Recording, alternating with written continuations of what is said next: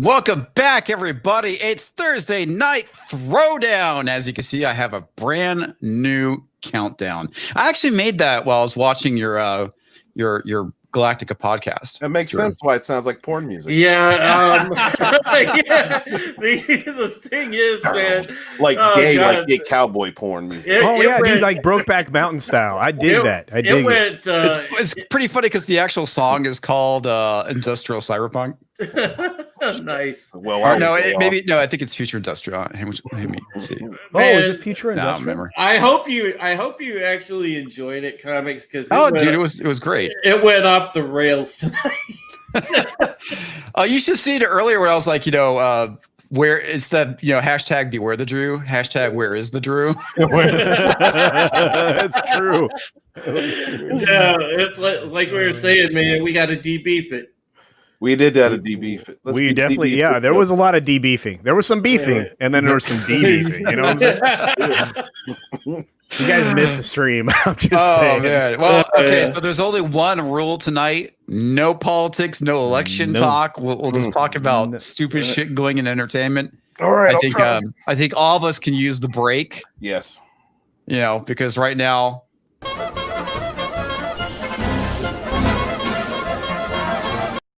it's Clown World. That was brilliant. That's awesome. Oh my god! I found that last night because I was trying to find. I was trying to find like ads or something like that I could put in to my video I did about Battlestar Galactica. That's another topic. Since I did a video about it, we'll be all kind of like talking about the non-binary Starbuck rumors. Right.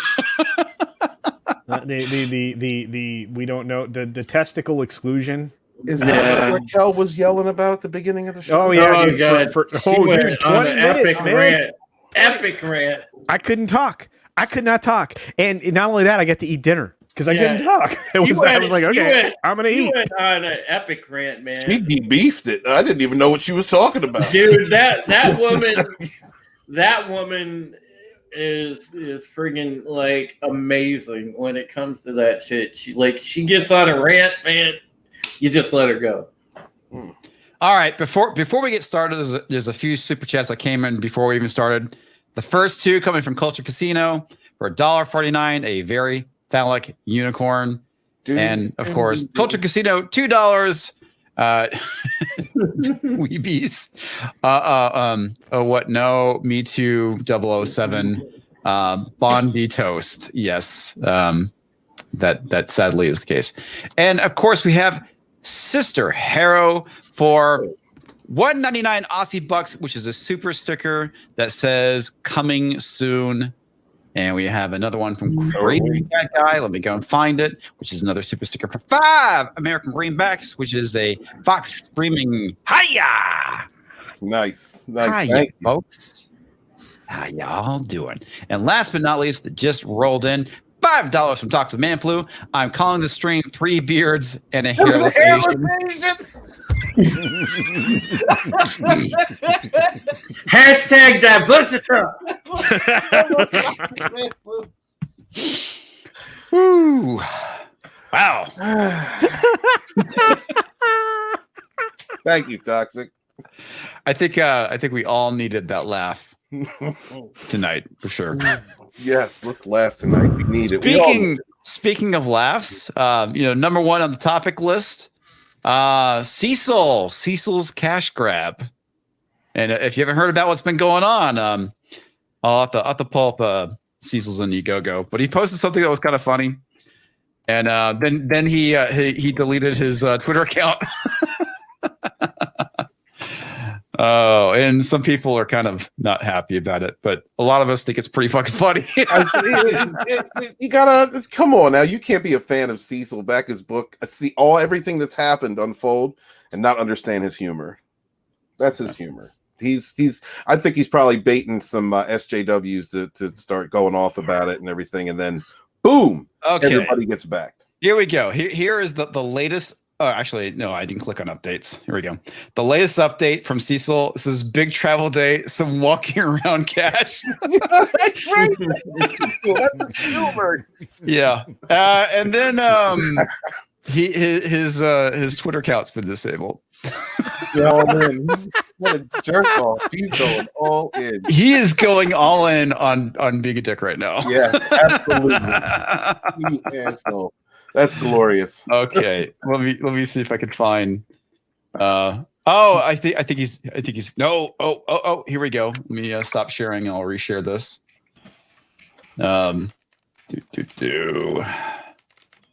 He should start a new account. There we go. No more Cecil's account. So the big joke is currently that he took the cash and ran. You should listen, Cecil, if you're ever watching this, make another account in a few days, a whole new one, and call it Cecil on Vacation. And just post Cecil on the run. How about that? Cecil on the run. Living life like Zoe Quinn when she stole all that money and went to Japan and took pictures of it. I'm headed to Asia. Yeah, it was pretty funny. Oh God! So Umbrella Guy, Tug. Yeah, Tug is like feeding into it too. Yeah, I he's loved it. Totally feeding into it, and it was like, I mean, we both had some comments back and forth, and like all these people came in mad as hell about what's going on, and it was pretty funny. As I responded back, I said, "It's like this is the reason why I didn't back it. It's literally called cash grab."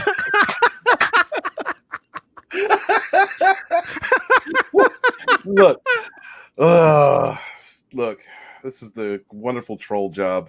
Yeah. So I'm pretty sure. Yeah, I'm pretty sure he's trolling. Yes. If he's not, yeah, it could make some people look bad, but I'm sure he's just fucking with people right imagine now. the confidence. Honestly, like even we know he's a jokester, but just imagine the confidence a sane man would have to play this kind of a joke. This kind of a troll. Dude, you saw his Indiegogo, like that's like a lot of money, $260,000. Yeah, it's a fucking ridiculous amount of money. Yeah. And I mean, that's like a house, like a whole house. Yeah, no doubt. Shit. No. Oh man. So yeah, good job, buddy. That's all I gotta say is good job. That shit's fucking hilarious. Yeah, you might even mentioned in a volume, man. That's incredible trolling right there. Maze balls. That's Trey of maze balls. Oh my god.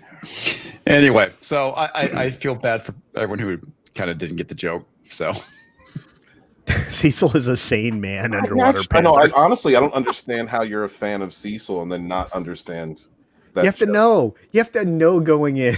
You have to already know. I mean, you're right. I mean, anybody. SJWs start freaking out and going, look, someone in Comicsgate didn't fulfill and blah, blah, blah. And they want to start all this. They're waiting for it.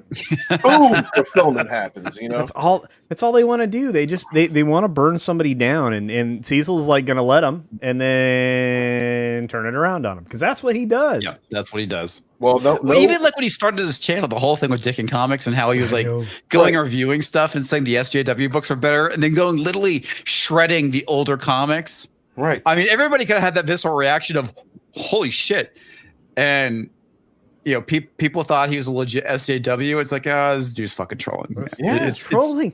You guys are dumb. So well. How can you not be a fan of this guy? And that's, he's brilliant, I think. Yeah. Just great. Oh, my God. Yeah.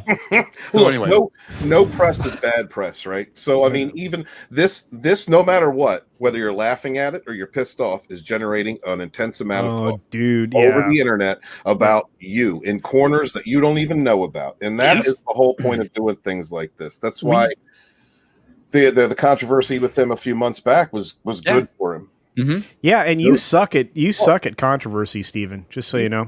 I know, because I'm trying to be fucking nice with everybody. I need to start speaking my mind and not giving a damn. Yeah, I come in the same boat, man. I couldn't have pulled that off. That's incredible. That's just great. Look, I don't work that way. Neither do I. I'm like, I think like, okay, I'm gonna give you me, authentically me, all the time, and I might joke around and stuff, but you're gonna know it's a joke.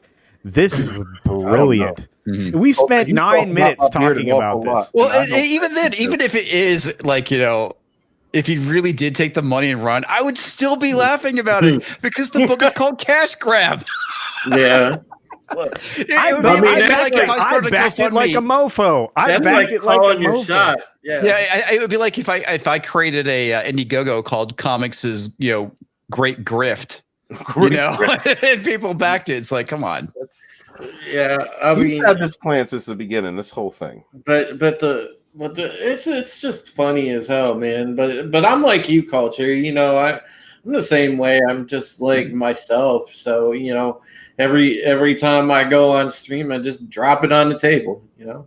I don't think Cecil's going to debeef all his back. I don't think so either. Not going to happen. Yeah. Yes. Because if he did, Ethan guy. would be pissed.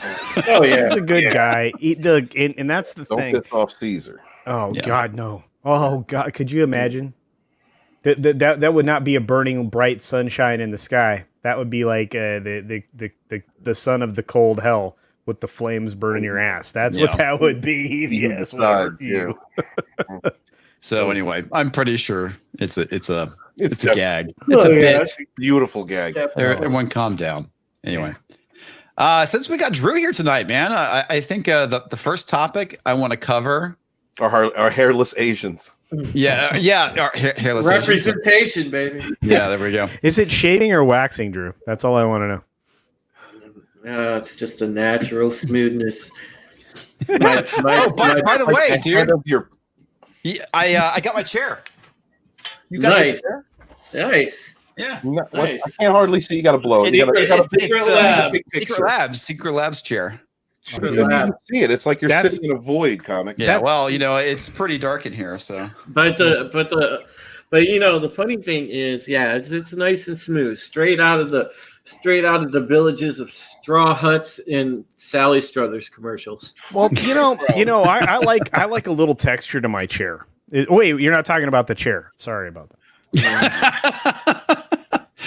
But anyway, I got my Secret Labs chair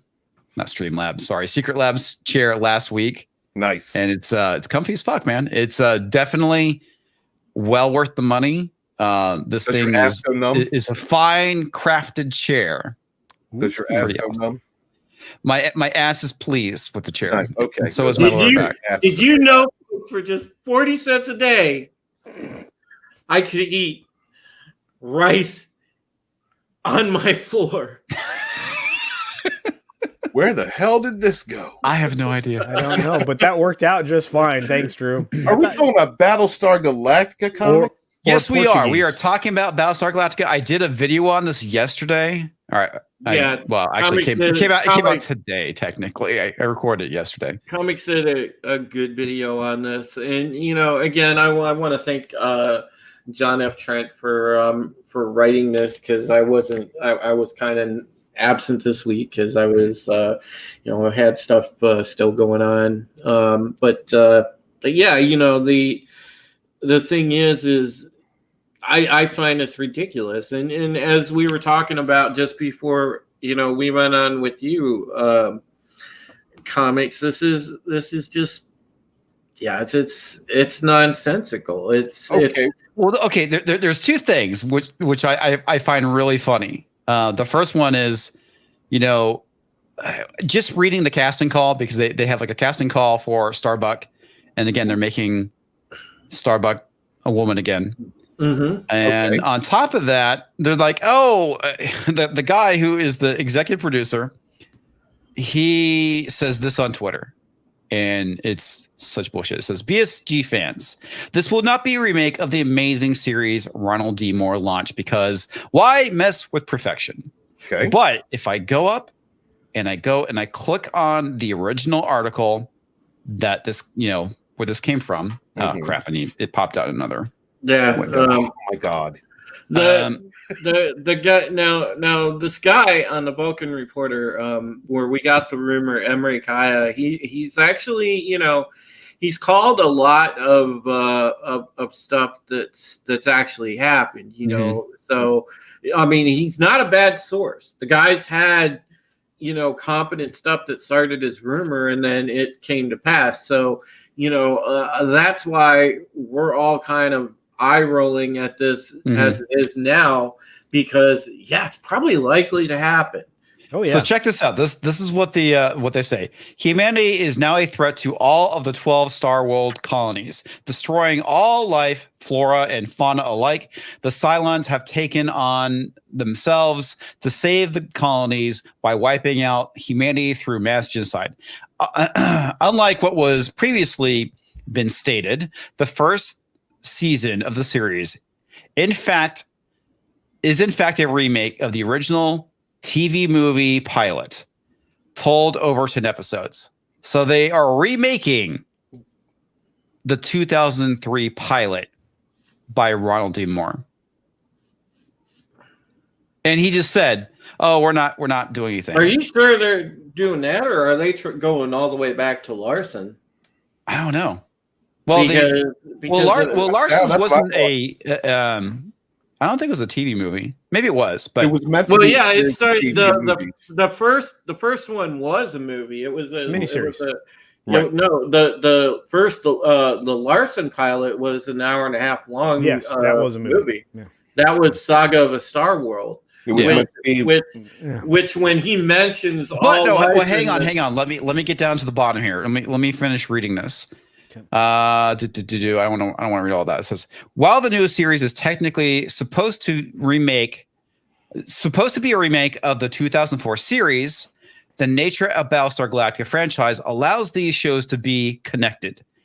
The cycle of time is a sequence of events in Battlestar Galactica franchise that repeat itself seemingly forever. The original Battlestar Galactica series and the 2004 sci-fi series are both different iterations of that cycle, and it is possible that not even the Peacock remake can escape the cycle. No, they need to stay away from doing that. I told you, dude, they are taking what was done in the final episode of Ronald D. Moore's Battlestar Galactica, and they're saying they're using it as a way to justify this series because it's another iteration. No, I believe that is a part of this. That is a part of the idea, especially in a Ronald D. Moore version. Well, in the Ronald D. Moore one, yeah. I mean, okay. So, the issue I have is the fact that what I liked about the two series is that they're just completely different. You know, the first one being very much based on Mormon mythology and Mormon religion. Yeah. Mm-hmm. And then the Ronald D. Moore one being a little bit more secular. And now they're basically saying all these shows are connected. It's basically the cycle repeating itself. It's like I appreciate what they had in Ronald D. Moore's. We're saying, well, it could start over again, where you see, modern day Earth and you see robots and the whole thing is like, will they make the same mistakes we made? And it gave a really good kind of moral question, that was kind of building throughout the series. Mm-hmm. And I thought that was great. It was original. It had absolutely nothing to do with the first series. It was its own thing, and I can appreciate it for what it was. And as I stated in my my video, initially I hated the 2003 iteration of Battlestar, but eventually it did win me over. Yeah. And sexy bitches in this show. And it was funny because it took me reading this one blog post by some guy about it, and I was like, you know what, he's got a point. I was like, I'll give it a chance. So I did, and I really ended up really enjoying it. But now we have this, and they're saying that it's all connected, and I'm like, bullshit. Okay, why are you remaking this? On top of that, you have to up the ante. Because you just can't have Starbuck be a woman. Originally, in this iteration, Starbuck was supposed to be a woman of color. And now that actress bowed out because she's going to be playing Iris West in the Flash movie. Is she gender fluid? And no, she's not. Originally, she was not. Now they have to up the ante again, and they're going to make it a non-binary individual. Oh, Lord. I want to kick them in their binary testicles. Well, at least that's the rumor. Okay, that's not confirmed. No. And the rumor is very believable. And Sam Esmail has already confirmed that he's going to be living in Ronald's world. You know what, Steven? You can react to this strongly. I believe in everything you're about to say, very strongly. But I can tell you this: we can't escape this crap, especially in light of recent events in this country, it's just this is going to take. Yeah. Oh, by the way, you were bragging about your chair. Yep. This is my new box, kids. Looks very nice. Yeah. This is Culture Casino's new playground. Nice. Yeah. Anyway, so look. The point of the matter is this. I'm not surprised. At all. I don't think it's a rumor. I think it's freaking pretty clear what they are going to do. And look, I mean, are they going to go into Jiffy Lube every couple of weeks and change the gender fluid? That's all I want to know. Well, which is ultimately my point. It's like if it's a remake of a remake, and it shows us how creatively bankrupt entertainment is at this point. Oh, absolutely. And if we keep getting these fucking remakes, my whole point in my video was eventually we're going to get an all drag queen version of Battlestar Galactica and an all clown version of Battlestar Galactica. At this point, it's a parody, and I could tell you this: the cast of the Rob Moore series was not happy. The Trisha Helfer, I think it was it was back earlier this year, and in one of my older articles that I did about this, because I did an article on her comments on it. She said that she was on a Collider podcast, and she said, when we found out about this new thing, she said it was like a punch to the gut. Yeah. And and I understand where she's coming from, because these folks built launched their career on this. Mm-hmm. Her and Katie Sackhoff, man, this definitely made her career. She was great. Her and Katie and they're best friends, and they have a text chain with a number of the other actors, and she said that the reaction across the board was not positive. So yeah, I don't think that they're happy either, because it kind of shits on their work, and I'm listen. I wanted to be cautiously optimistic about it, but when they already start the virtue signaling bullshit, I can't get into that. That is not a way to generate enthusiasm for your show, because you're cutting out the normal audience and saying, hey, weirdos, SJWs, we want you. Mm-hmm. Fuck the real people. And it's like, no, you don't go that route. You appeal to the entire wide audience. If you want something catchy. Now, if you guys remember when they were doing promo for the miniseries, it's back around 01 or so, they were doing promos on Sci-Fi, and man, just the little teasers for the miniseries had me so intrigued about the Reimagined show, because the thing was they focus it on the war and on basically the world ending,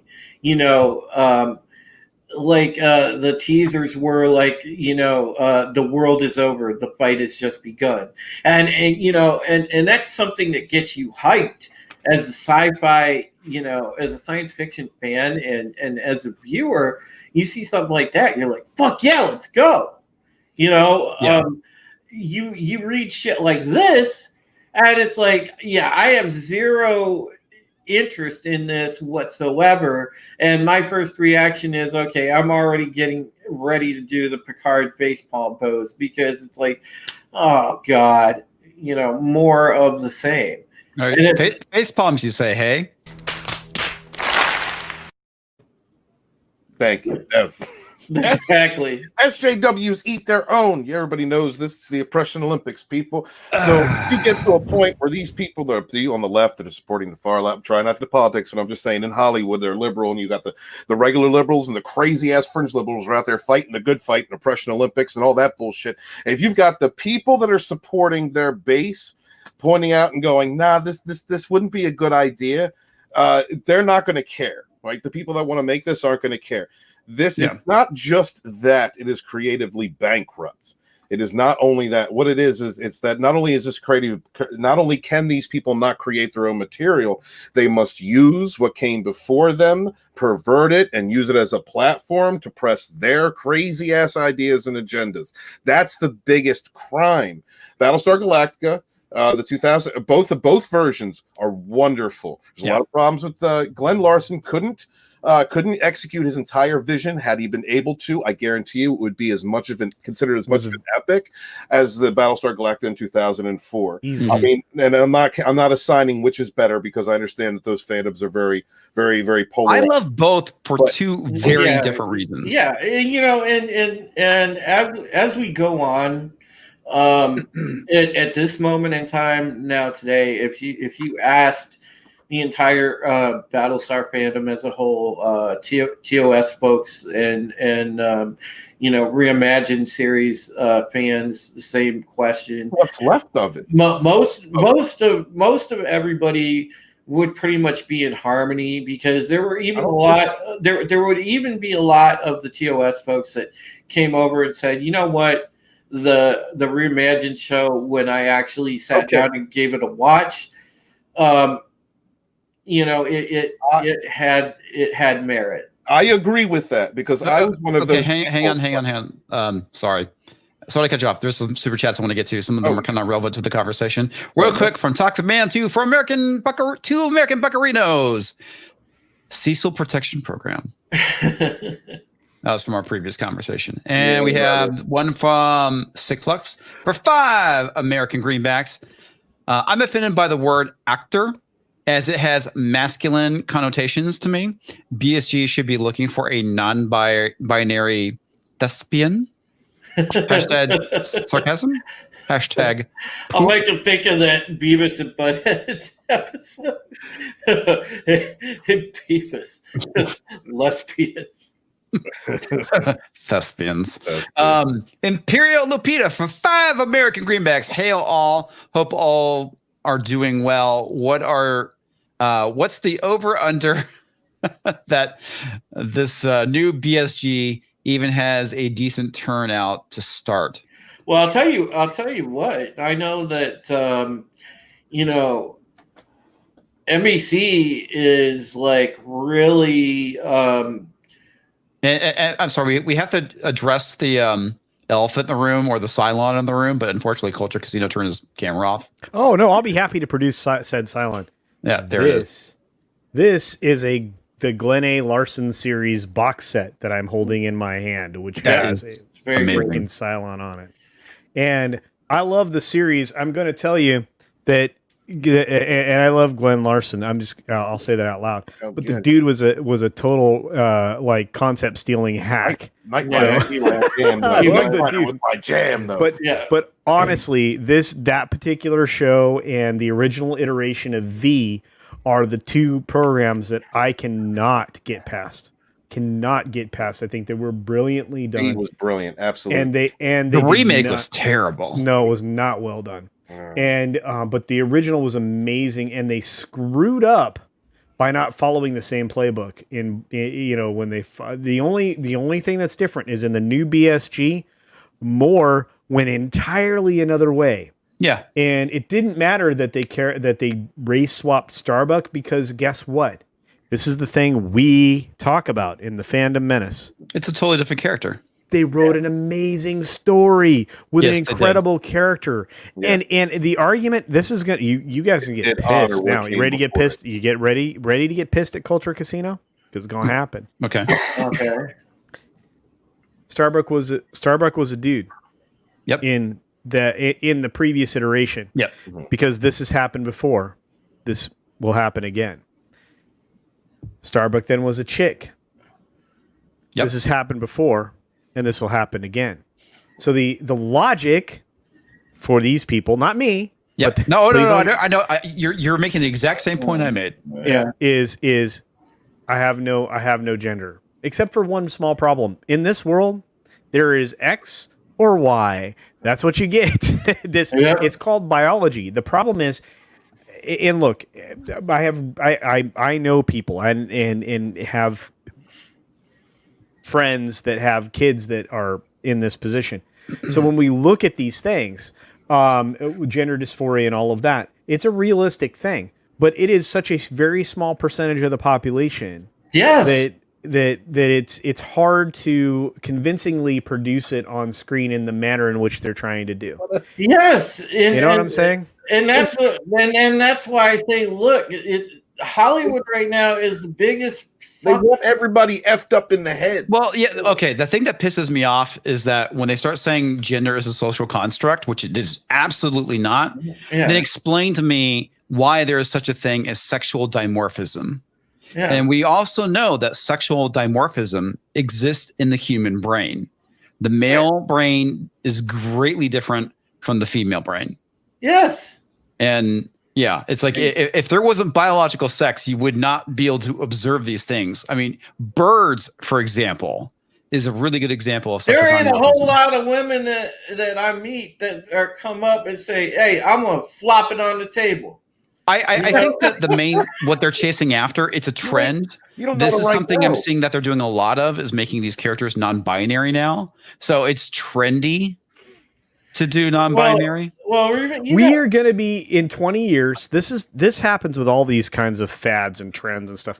We are going to be making fun of this shit in 20 years. I know that, but dude. You know how comics. You know how it's funny. Like I cursed, by the way. It's about 10 years ago or so. I think it seemed like it started, like there was that whole fad, especially with chicks for some reason, man. They would love to walk up and say, you know, oh, I'm bi or I'm bi-curious. Well, that was very big in the 90s. You know, and it's like, you know, yeah, I ain't complaining because I like the visual. Hey, don't get me wrong. I ain't never gonna say and complain about that visual. But the thing is you know, it was a complete trend and fad, like you pointed out, and you get to shit like this, and it's just, you know, it's so funny. It's such a joke to me because look, the way that this is portrayed. It's all it is pandering, but it's so fake because ain't none of those people in Hollywood, no matter which way the wind blows, they're going to follow that wind. All they're doing is usually coming out of their own backside. Yeah, all they're doing is right now following the wind and saying, you know, oh, we're going to pander to these people because we don't want no static. We don't want people coming after us. From that toxic minority but that we always keep like, telling us about. But it's like, you know, they'll go and triple, quadruple, like, I mean, quintuple down on this shit. Well, what's going to be next? Like, I'm interested to know what's next, right? Well, there's no gender, so now, and we've got made up. It's going to be okay. Yeah, do you want to know what's next? What's next?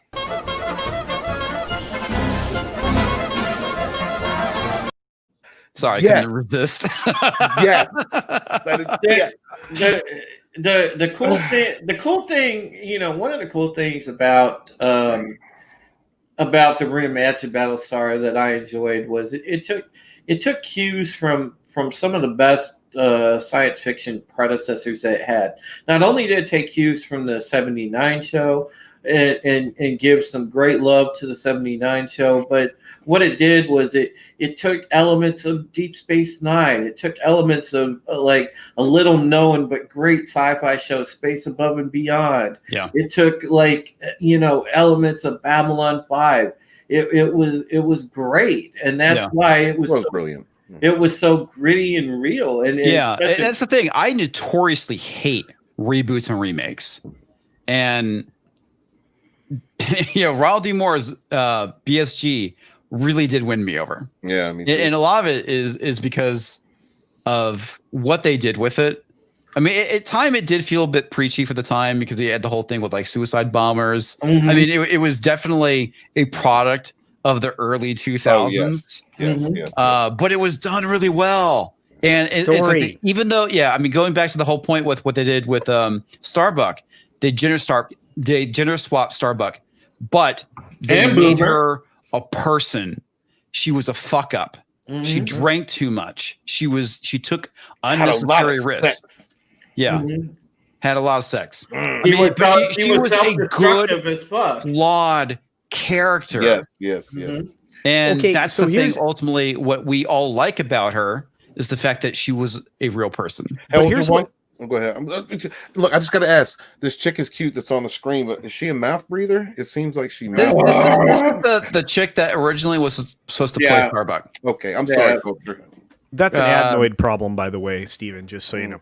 But Yeah. no, look, I don't even remember what I was going to say because Steven took it away from me. I'm sorry. I, It looked like she you had know mouth what? I breathing will all the murder time. you in your sleep. Just so you know. Okay. Like hang on, guys. Hang on. So let's get to the description. So this is what they have, the casting description. A gifted Viper pilot with an attitude that has hindered her career in the Colonial Fleet. Physically fit female between the ages of 25 and 30. So basically, they're trying to recast Katie Sackhoff. Why not flip it back to the dude? No. Here we go. Okay, so make them non-binary. Dude, it's hard enough with the trans testicle stuff. But anyway, look, here's the thing. Starbuck, when they presented that story, when they presented that character, they did it in one of the most amazing ways because they took every trope of a fighter pilot that we assume is this macho, beautiful dude that is completely mavericked out, and they assigned it to Katie Sackhoff, who, as an amazing actress, made you freaking buy into it, banging everything that moves, being a total frack up. Treating guys Baltar like an F stick and just tossing him away. Oh, she simped him hard. Dude was super simp, man. It was freaking amazing. So, but that's the point. That's what I'm trying to say. She beat him. She did beat him. Sorry. No, you guys are right on point. I can't be mad at you right now. It's the truth. The thing is, she was 1,000% freaking Maverick from Top Gun. She was every trope, and she kicked the hell out of it. That is amazing acting, beautiful story, and they did not deviate at all from all of the elements that it takes to be a hotshot pilot or a hotshot in any business. The Wildcat oil man, the any number of these things. Some kind of rabid tycoon that creates and makes an entire industry.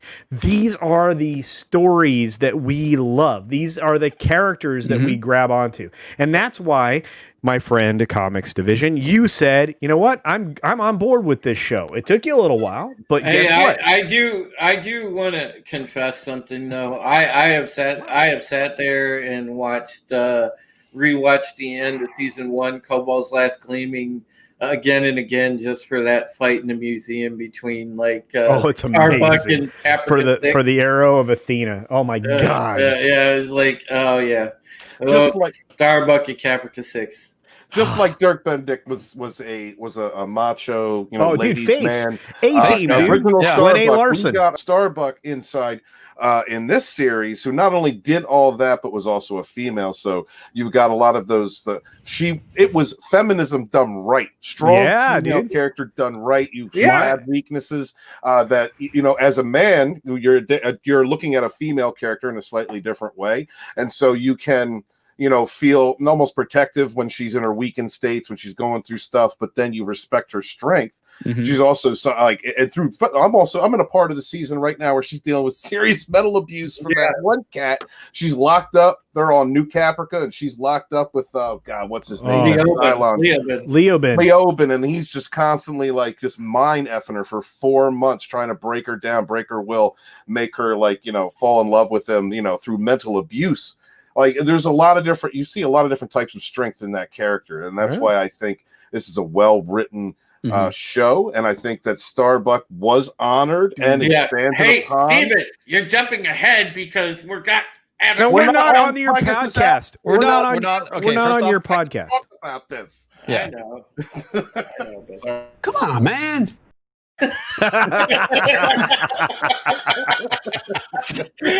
Okay. I gotta get some super chats real quick. Oh my god! Frankie New York for 5 American Greenbacks. I prefer a prequel showing the rise and fall of the reptilian Cylons, along with the Count Iblis. The Imperious leader, Lucifer. Yes. That's right, I forgot about Lucifer. Lucifer. And the bringer the pointy head with the LED lights. You are a man after my heart. Dude, yeah, everything about I always that. loved the fact that show had a robot named Lucifer. Dude, I mean, that's rad, beautiful. Dude, some of the shit that he would say to John Colico as some of the sly comebacks to Baltar that was so Lucifer great. would have. It was just epic as fuck, man. And that's. Go ahead, Drew. I'll finish. Go ahead. No, it's cool because they actually mention.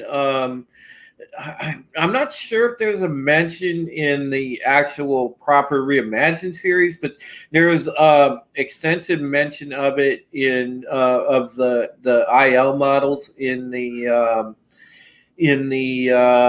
Battlestar Galactica Deadlock in the video game, which I found awesome. The developers did a kick-ass job of keeping it in the Ron Moore universe, but giving plenty of love to the 79 version.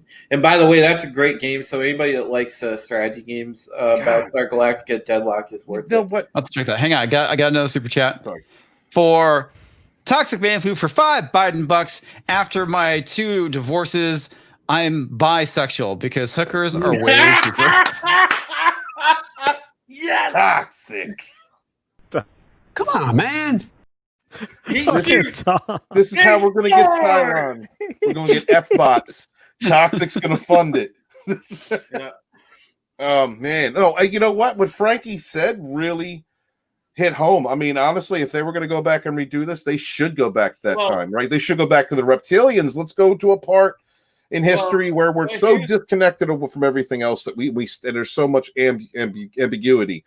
Let me see how the Cylons rose to destroy the reptilians. Mm-hmm. Let's see that. Here's the thing with that. Okay, just to let you know, Frankie, I did a story. I want to say a week and a half, a couple weeks ago for Bounding, talking about the movie project for BSG gaining steam, and that one is supposed to directly be spitting image of 79, where so they're talking about the more of the Egyptian mythology references and things like that, and then like what you were talking about, Ship of Lights, so on and so forth. So we'll see, but it appears they want to keep the 2 separate. They're definitely separating the motion picture from this new series. So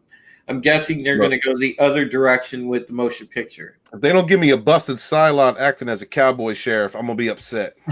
All right. Yeah. Real quick, let me get some super chats real quick. The Gilk Man is here for 4.99 Biden bucks. Hail to the panel and the chat. Much love to you all. With the female 007, I feel there is you're spitting on Sean Connery's grave. I really felt like they were waiting for that announcement after he passed away in a weird sort of way. Wow. Keep doing what y'all do. Thank you, sir. Yeah, and also Imperial Lupita for 5 Biden bucks. Okay, so how big of an audience will this new BSG have to start considering everything? LOL. Well, I don't know. Please refer to the fans of Star Trek Discovery. Yeah, all I know is it gets all the streaming views. I will volunteer to fall on the sword. I'm already covering it for Bounding, so kind of have to. But I'm gonna fall on the sword and review the new BSG when it comes out. And obviously, the whole gang will be here. I'm actually going to invite Comics Division on that panel. We're all going to review the new BSG together. I'll be there, and we'll do the fabulous train wreck that is BSG. So you guys will get coverage of that, and it's going to be a train wreck. That's the video I need to get is a train wreck. We're going to debeef it. You better believe it. Yes, we will. Absolutely. Drew, you really want me on a stream losing my mind completely? Oh, we will, man. We will. You know, Isn't that what happens when you're on my stream and we talk about things that make you lose your mind? That's what. Yeah. But Drew hasn't had me completely lose my mind yet. But listen, that's what we do for this community. You know, That's right. It's our sacrifice. Yep. We review the shitty stuff so they don't have to. I'm gonna end up with stigmata. I'll be like, I'm bleeding from my hands, guys. It's happening. We're not doing it for views. We're putting ourselves through hell. Right. Oh, the abuse. Look, I can't look, guys. I did a review of Star Trek Discovery season 3, episode 1. No, you didn't. I watched the second one with Bear and Wes and Drew, and I couldn't find the willpower to make another. I haven't even looked at the third one yet. Why? Spurs. The guy with the Spurs. The guy with the Spurs in space. This is on Discovery? Discovery is so bad. It is so bad, and I'm not even being hyperbolic. I'm just not. It's not even like I just hate Kurtzman and them at this point. It's just they actually had a guy in Star Trek that had Spurs, Spurs. dog. Yeah, he beamed in real quick and came through saloon doors. We lost Steven. Steven's done. That was it. He did. Steven is not joking. We were watching this shit and we're like, what the hell? And then, if it didn't get worse, we had the fucking ice. The living ice or whatever the fuck that was. Listen, Critical Drinker did a 6-minute review of it, and he said, he said when oh god, what's his name? When you go into a strange town, into a hostile territory, you take this with you, and showed a picture of Tilly with her fat girl hair. Okay, all right. If Biden takes Manhattan, I won't but watching Star Trek Discovery will.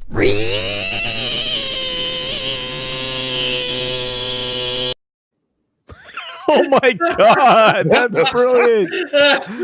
Oh my lord.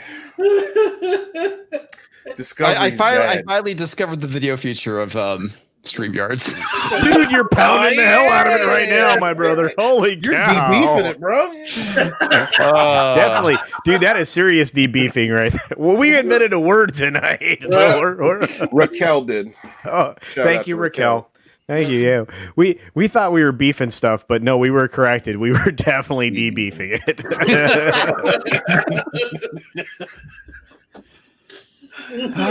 What's next, sir?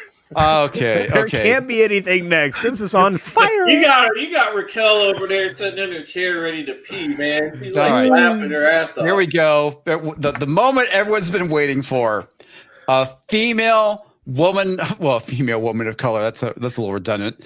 A woman of color taking the mantle of 007. She's extra bit these days, right? I mean, it could be a female non-binary of color. Wait, isn't that a BIPOC? It's a BIPOC, right? It's a BIPOC. We've changed it to, or is it a TRIPOC? They added more letters to the acronym. TRIPOC? Is it a quadpoc? I'm waiting for it to come up with. So if you check off 3 boxes, you're a tripoc, right? If it's 4, you're a quadpoc with 4. I mean, are we going to start? It's going to be exciting. It's going to be exciting, folks. Actually, good looking. Okay, so for those of you who don't know what BIPOC is, it stands for Black Indigenous People of Color. Gobbledygook. All right. Yeah. Whatever. For some reason, they're leaving Asians out now, Drew. So you are no longer considered to be a person of color. You are white now. No, my brother. No, it's not my brother. Everybody in the world versus Europeans now, or European descent. Oh no! The Asians broke up. No, the Asians. They're throwing the Asians with us, brother. Look, the Asians can come on over. We draft you. Come on, Asians. We got Drew Taylor. He's our captain. You got this. Yeah. Well, he's only half Asian, kind of like quarter black Garrett. Garrett only quarter black. So a quarter black is welcome with us. You know what I'm saying? Yeah. As long as that quarter black is all on the right spot, I'm sure you don't care. Hey now. Oh. Yeah. Come on, man. Oh, sorry. All right, James Bond franchise kills itself. Lashana Lynch's character will inherit 007's title. Yay! Are we happy? Man. No, I'm sure Are we 007 happy? fans aren't happy. I am not that hardcore of a James Bond fan. So this to me is just I like was when I was younger. I was don't piss me very much a James Bond fan I'm when I sorry, was Culture. younger. We're not all as old as you. Go ahead, Grandpa. Tell us about the 007s. Look here, mother trucker. I'm going to tell you right now. My grandfather brought me into James Bond's world in a beautiful thing called On Her Majesty's Secret Service. So the very first Bond I saw was George Lazenby. Yes, George Lazenby. Okay. And I think that person playing that character brought me into a franchise in a way I was not prepared for. The coolest man on the planet. In fact, the only Bond up to a certain point for many, many years that broke the fourth wall. This never happened to the other guy. So that film brought me over to something amazing. And I appreciated every single Bond film up until we got Timothy Dalton. Living Daylights was okay. And then we Timothy Dalton was the worst Bond. I think we can all agree on that. Yes. I mean, freaking what's his nuts that played the comic version of Casino Royale, Peter Sellers, was actually better than Timothy Dalton. But anyway, I digress. Okay, real quick. Okay, Diablo Dame, how old do you think I am? Just out of curiosity. 146. He's like 28. Pretty fucking close. You're just off by 100 years. That's what I thought. Yeah. I'm 200 and 48. 46. That's what I thought. Yeah. That's pretty No, cool. he's not. He's a young man. So, let me count the hours because we're counting 90. down. 48. You're off by a couple years, buddy. 26 hours. Okay, she got it. Yeah, 46. 25 and a half hours from now, I'm 50. Do you eat graham crackers? Comics is 50. 500. Anyway, so my grandfather introduced me to this character, and I read every single one of the Ian Fleming books that he gave me. I watched every single movie. Moonraker was something that made me cry because it was not the best in the world, but still, I loved Moonraker as a kid, not as an adult though. No. But honestly, I was not impressed. Skyfall helped me out of being not impressed with Bond. But Daniel Craig super sucked, and now he's really going to set back the franchise by handing. You know what? Just 2 more seconds. I was almost done. Almost. Every stream, dude. You sound like Mac Bedroom. I don't understand what you're saying. I love you, but mostly if you shut up, I could finish, and then you could talk. Would that be okay? Look, here's the thing. He's ruined it. He ruined it. What? And no. Oh. By literally handing his nutsack over in a little wallet to Lashana Lynch, he blew it. Because guess who brought in the master of all destruction, the female writer that is making this movie super suck. Thank you, comics. Yes, that was all Daniel Craig's fault. Oh, yes. Snap. Yep. Yeah. By the way, comics, you're a brilliant human being. I don't know what's wrong with Steven, but everybody else have a great night. Ah, come on, Culture. Don't be that way. Don't feel bad, old man. We love you. I just had to go get a drink. Chair. You know what, Steven? Now you can talk. I'm gonna go get a drink, so now you can talk. Be an adult. Wait for other people to finish their damn conversation. What? You know. Consider other people's feelings. Is she gonna be sexy like the other Bond? Like, will she'll take her shirt off? No, probably not. No. You can't expect any of that. This is the Me Too James Bond, man. Thank you, comics. Come on, man. Shit. Yeah, I'm gonna wear that thing out. So it's Bond 2? No, I love that thing. Are you kidding? That's funny as shit. John Talks is gonna die laughing if he sees that. Yeah. What do you think, Drew? Do you want a female James Bond? Fuck no, I don't. No? I mean, listen, to me, Bond ended with Connery.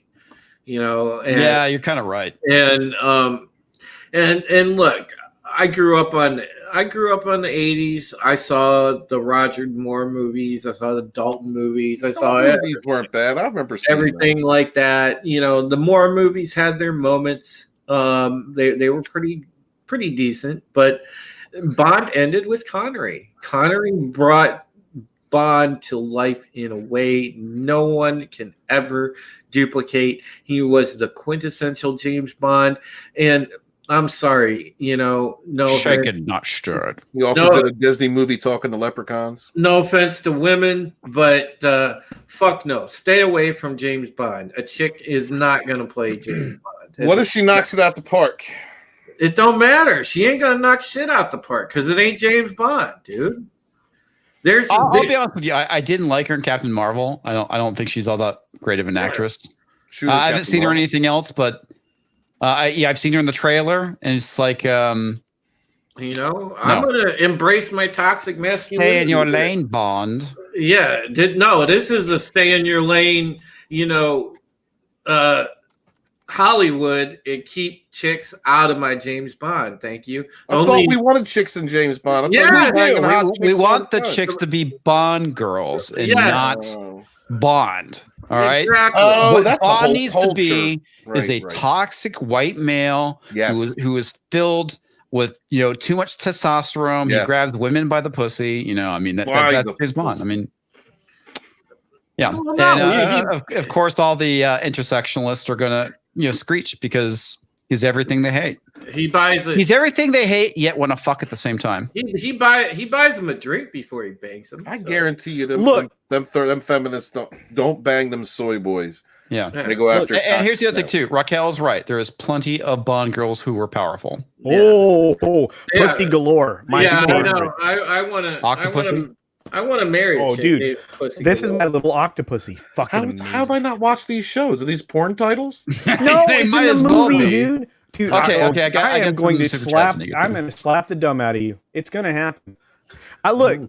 Here's the other thing. If the boss wants to dress up like James Bond, I might. Hey, what up, Gary? Oh, holy shit! It's Gary. Hang on. Gary's in the chat. So Imperial Lupia for $5 got you all covered. I'm half white and Asian, half Asian. LOL. Report to Drew. Gary just dropped a bomb. Holy. You know what, bro? Report to Drew. Representation. The Asian in the house. So yeah, this is great, Gary. I cried at Octopussy. I did get 8 vaginas. I was pissed. Right. Nice, Gary. Nice. All right. Toxic Man flew for another $5. The only female 00 I want in a Bond are the ones Bonds is making on. Oh, James. Come on, man. Leave us some toxic masculinity. That's ladies. the kind of gender fluids we want in our Bond films. Oh, yeah. You know what would be funny, by the way? We need to one of these times, Steven, we need to see if Gary will do a guest spot on the Pegasus Actual podcast. Oh, dude, that would be huge. Do a breakdown of one of the episodes because I know Gary appreciates good sci-fi. And I'm sure that he had some thoughts on maybe he can teach culture that you need a pee bucket when you live stream for a long period of time. Because he's got a little pea-sized bladder and it's a shame, If you just had a bucket like Gary has a bucket. I tell you what, I tell you one time. I tell you what, you and I are going to do an 8-hour live stream together on my channel, and we're going to be on camera the whole time. We're going to see who's going to go to the bathroom. You want to play? Let's play. A pee stream? What the hell? Who the hell would watch that? I don't know. We got a lot of weird folks, man. So anyway, everyone. Apparently, in this interview, they kind of lay out the fact that she's going to be James Bond, and of course, we've had the rumors. We heard the stories where she walks in, they say something about her being 007 and whatnot, and it's just like. Has Jeff Hicks said anything about this yet? I don't know. I know he's a Bond fan. He's gonna go off. The chat's on fire. I am so in love with this day. Oh my god. Oh, Mardigan. I've had nothing but amazing live streams today, thanks to Drew and comics and maybe author Stephen Walton. Yeah, we're on a roll right now. I debeef it. Look, here's This the is thing. the future. This is the future, everyone. Right here. Stunning look, and brave. Yeah, Stunning and brave James Bond. Except they're gonna pull out. Okay, so she's gonna start out as 007, then they're gonna pull out. You're gonna debeef it. Debeef it, dude. Debeef it. And they're gonna bring Bond back in. Before he retires officially for good, and gives the proper beefing to the new 007. Would that then be called the beefening? Like this whole era with this actor? All I know is they're making the beefening with the beef stick. They're making James Bond a deadbeat dad. They're doing all of the tropes that make you hate all the male characters in every possible way that you can. I'll join LBSGTQ. Add a few more. I'll send Gary the link if he's got time. So, God. No, Gary, if you've never watched my channel, we're currently, we have a retro Galactica retro review going on of the Ron Moore BSG series, celebrating something good in science fiction. And you have right. Yeah, and you have open invite to come on anytime and break down an episode with us. But you have to understand that you are under Raquel's whip. So that's the thing. Y'all don't know if y'all don't know this. She keeps her Simpson line. We're all kind of damaged over there. I heard, man. I heard she kept you guys in line. So yeah, she did, man. She keeps that simp hand strong. Oh man, you have no idea. I got backslapped twice tonight. It was beautiful. Raquel should be the new Bond. Oh, dude, and you know what? I would say yes. Jimmy Raquel is the new Bond. Damn it! I brought an apple for teacher today, and I got my butt whooped. Even so, so great. Hey, I sing hot for teacher to the teacher. That's all I know. I got it bad, got it bad, got it bad. I'm hot for teacher. God, what a loss. Is this movie in production now? Like, is this? No, it's done. Maybe the only reason why it's not out is because of the coof. Yeah. Dude, they could not. Okay, so right now they are so far underneath this film, it's not even funny. They couldn't give it away to. They won't. The streaming services won't pay half as much as they were asking for this film. They were asking for $600 million. They wouldn't even bring in $3 million. Okay, this is brilliant. Never Say White Man Again, starring Lashana Lynch.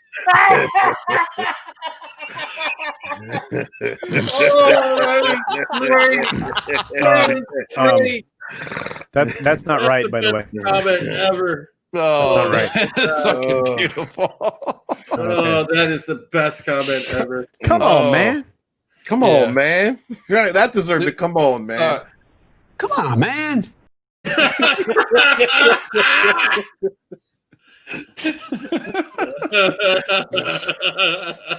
All right. Yeah. All right. Oh, fucking A, man. I can't believe they're gonna do that. I mean, they are Clown World. Seriously, how to kill your franchise before you even release the next movie. Dude, nobody's going. I don't care. They can find the biggest swinging dick in the world, and they are not getting anybody in the door for the next freaking Bond movie. That's all I'm gonna say. They could bring in. No, please. I'm sorry, Drew. Go ahead. Bullshit. It'll be a trans. No, Culture. I don't want to cut you off. Go ahead. No, my friend. I know you. Go fire, burn. It's not like you're Steven. Here's the thing. Just like BSG, when they replace her, they'll be replacing her with a trans individual. God, double down. A pre-op dude going trans. That'd be the perfect Bond girl at that point. You know what I'm saying? Well, the thing is pre-op. We already know how. No choppy, dude. No choppy yet. That's the pre-op thing. We already know the reason why, and we've constantly we've been over this as a community over the past going back now, God, 5, 6, 7 years. there is a creativity problem in Hollywood. There is a problem with the fact that they have no gumption whatsoever to stand up to criticism. They will never stand up to criticism. They do. They make more of it. Yeah, that's what they do. Is they double down. Yeah, that's how they handle criticism. They won't. They refuse to go and innovate. Absolutely. Well, that's because, dude, the reason for that is because their ideology, their way of thinking is paramount above all else.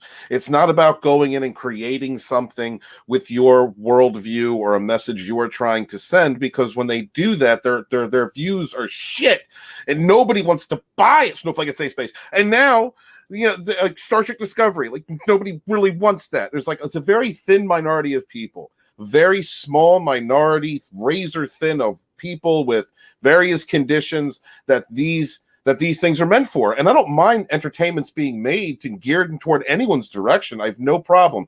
What I have an issue with is them taking something that is an established franchise that was meant for everyone and then just shrinking it into a small view. This is now for this tiny slice of the population, whether it's these non-binary characters or these weirdo gay characters, which I don't mind gay characters, but these characters are weird, a special kind of weird and gay, or gender swapping an established character like this, because all it's being done to do is piss people off. It's not meant to be innovative. Yeah. That's the thing. I honestly, I don't think they're.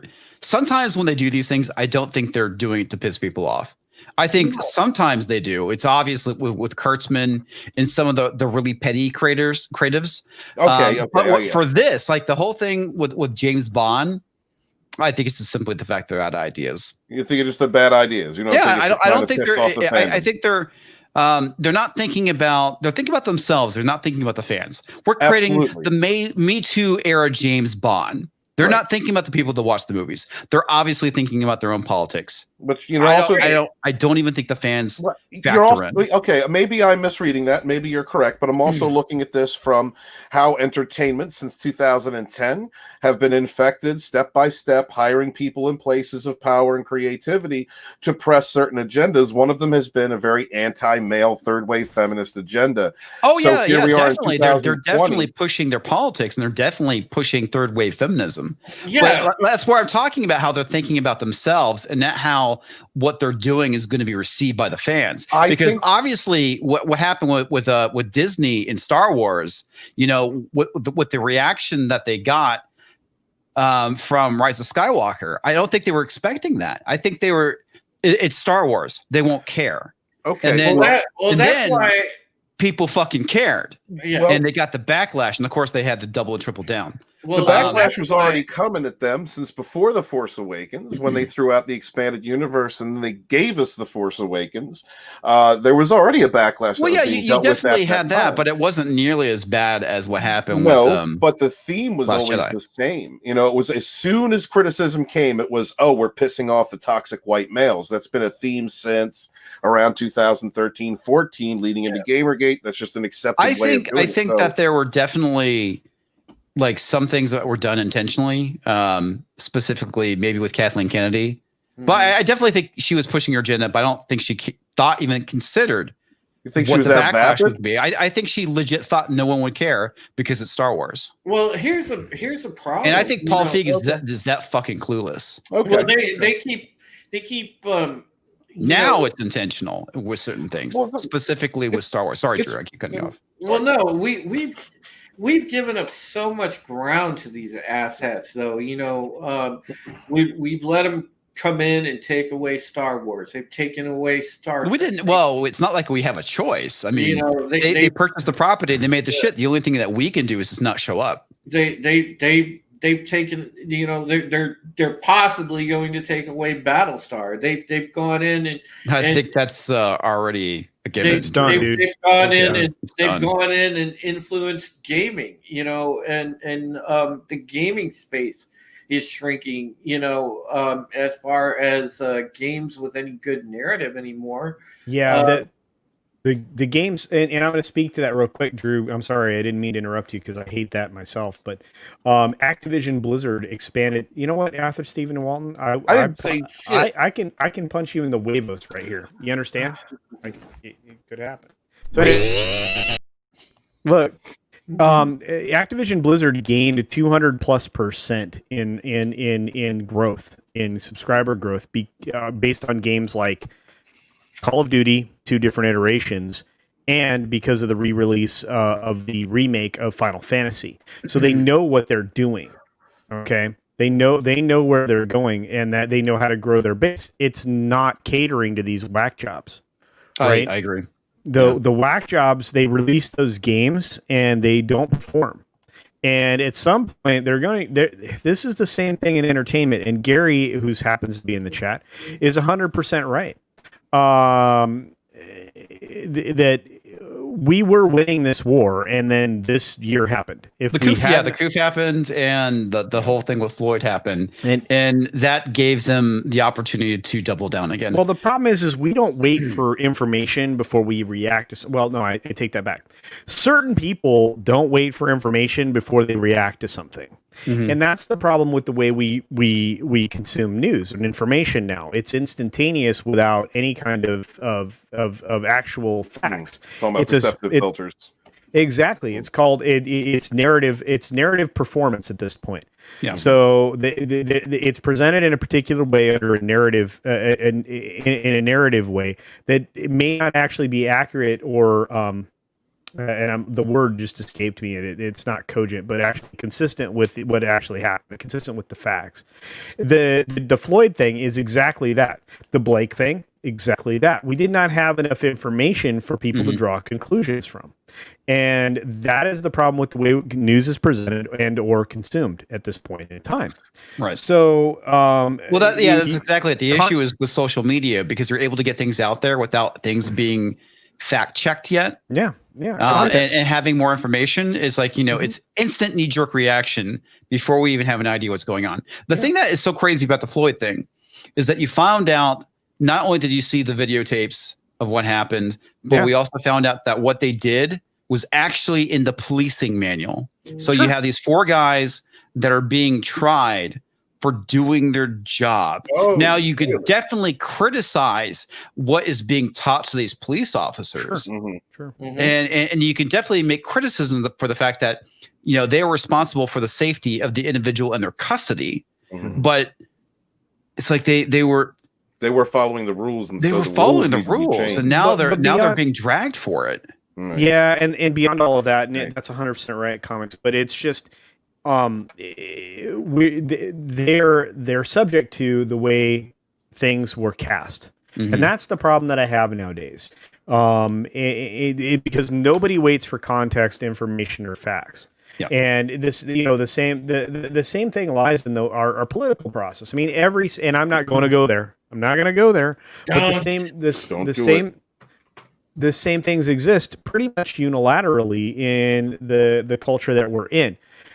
We are trying to prevent it from invading our space. We've been trying to do that for a long time. We were winning this battle, and now we're presented with a whole new wave of it. But I guarantee you this much. People like myself, like Author Stephen Walton, like Drew Taylor, like John F. Trent over Bounding Into Comics, like Comics Division, the man whose channel we are on currently. People like Nerdrotic, the people like Raquel Briggs, who has a very left of center perspective, but is still fighting for the very same thing that we all are. Do you know why? Because we can be far left of center. We can be far right of center. We can be like me and be a libertarian and not agree with any of these friggin' idiots that are out there. But what at the same time, we're all fighting for the same thing. It's we want our escapism. We want these things to remain pure. These things were written in a particular way. They're presented in a particular way. We don't need additional preaching. We don't need additional things that are not going to help the story. If you can tell me a story that preaches to me without preaching to me, good on you. An excellent example of that would be C.S. Lewis from the Chronicles of Narnia. There are so many examples of this. We were just talking about one, Battlestar Galactica reimagined by Mr. Ronald Moore and Mr. Ike. That presentation of that particular program was done in such a way that they preached a bunch of different narratives, and some of us saw them for what they were. Yeah. But at the same time, the story ruled the day. Yeah. It was very fiction. critical of Bush era politics. Sure. Yes, it was. So, Culture, what you're trying to say is that we've leapt, and actually this Bond will still have a wiener. No. Well, in a certain extent, and like I tried to present it based on the information that I have, you're having Bond female, right? Then But is she? No, not technically, but you're having a 00 represented as female. That's going to be sharing space with the former 007 in the film, and who ultimately will be retired at the end of the movie. And as Lashana Lynch revealed herself personally, will be assuming the role of 007.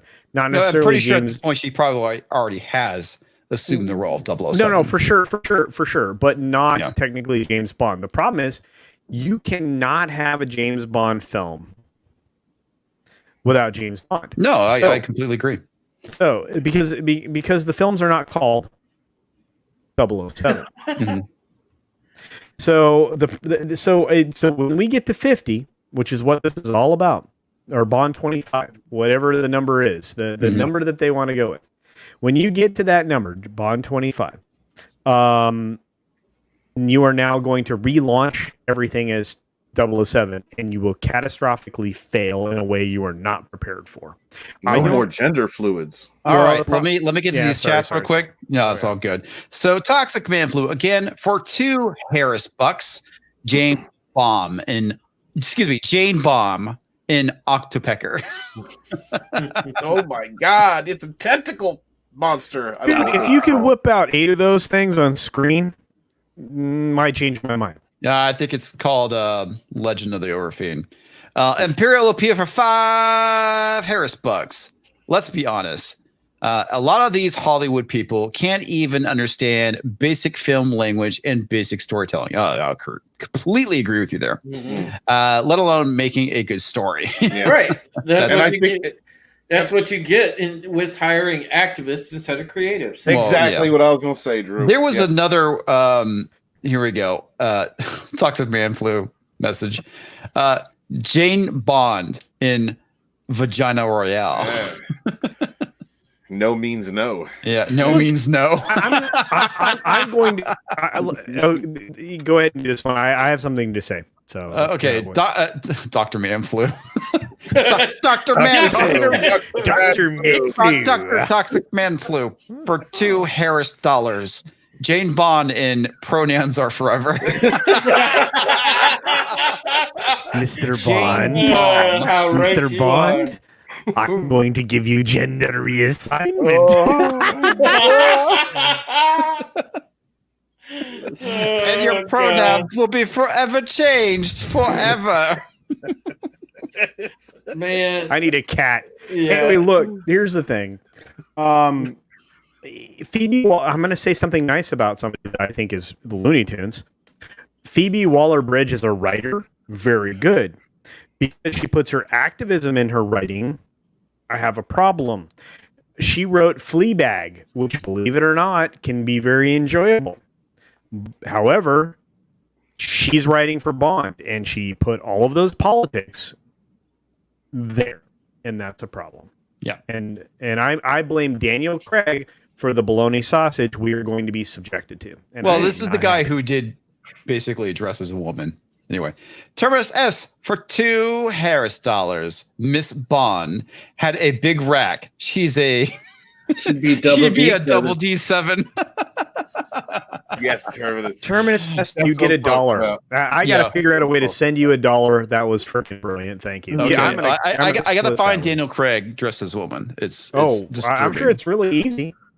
Just put Daniel Craig dressed as a woman in image search. You're gonna get. They're gonna throw us a female Bond. We should at least get some rack action. Can I get Trisha Helfer as my James Bond? Oh, dude! Wait a minute! Whoa! Well, she's not English. Okay, here we go. Let me share this real quick. She's Canadian. She can pull it off. This is Daniel Craig dressed as a woman. Okay, Not attractive. What? No, I think he did this for International Women's Day. Oh God. Wait, Yeah. No, you just don't do this. You just don't up and decide. I'm gonna look like this one day. So That dude's had practice.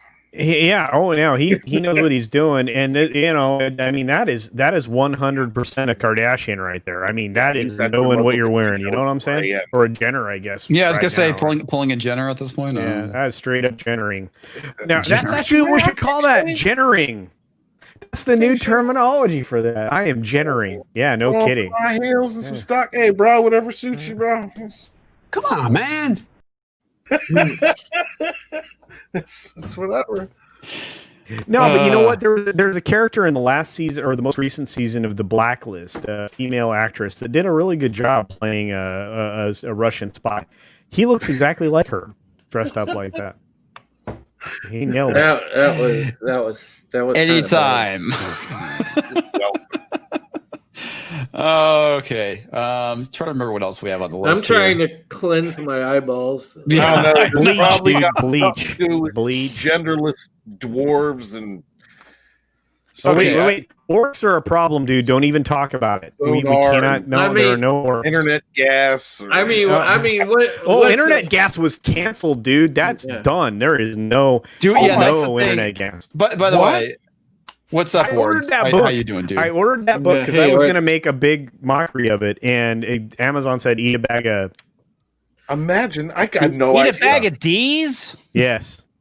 Just the tip. I wonder.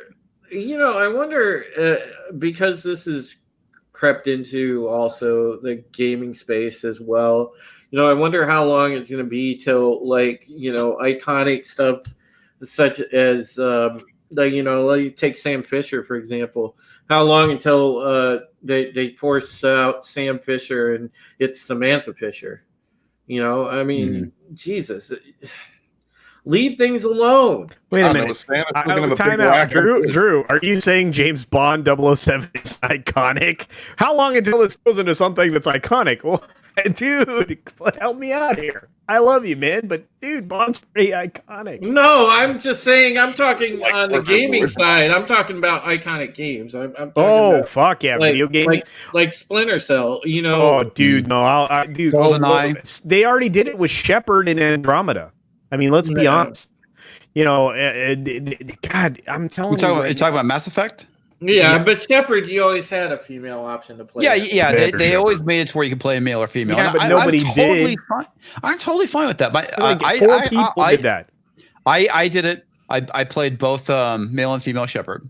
That's because you wanted to see the booty, dude. That's only because you're playing a third person. Don't lie. Hey, too, man. Come on. Okay, all right. That reminds me. But if I did it, I got.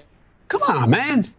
but if they take something like let's say even if they did that to Solid Snake and make the next Solid Snake female Snake and it's like, come on, why the hell would you do that? Just all I have to say real quick is since we're talking about safe space and Snowflake, we have to talk about this shit show that is coming from DC. Oh God. So basically they're getting their own version of Snowflake and Safe Space. This is the Teen Justice Team. And oh my God, it's fucking terrible. Before we talk about that, I want to get this super chat from Imperial Lapia for $2 Harris dollars.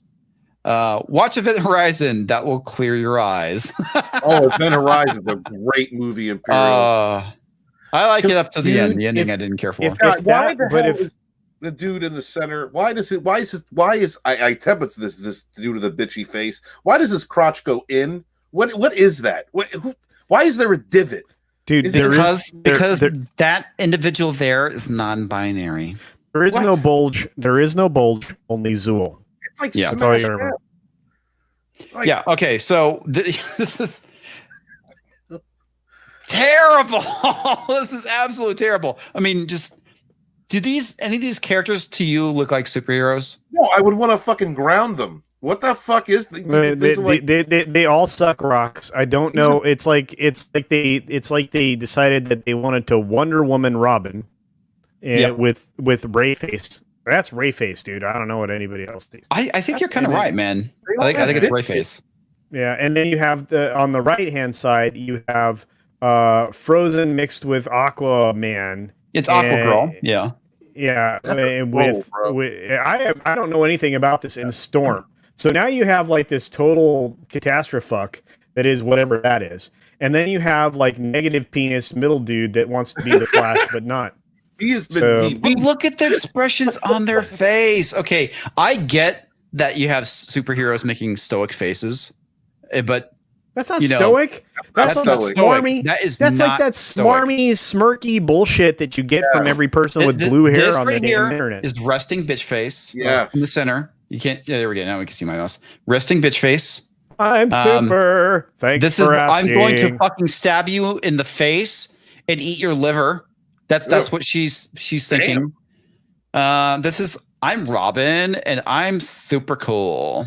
Dude, she is just she's that chick you do not want in your social circle. You don't want her around. Matter of fact, the only reason you want her around the chicks in your social circle is to show those chicks how not to act. This is the random feminist that talks to you after class and keeps following you as you walk, and she keeps talking to you, and you're like, I have to go to the men's room, and she follows you in talking to you.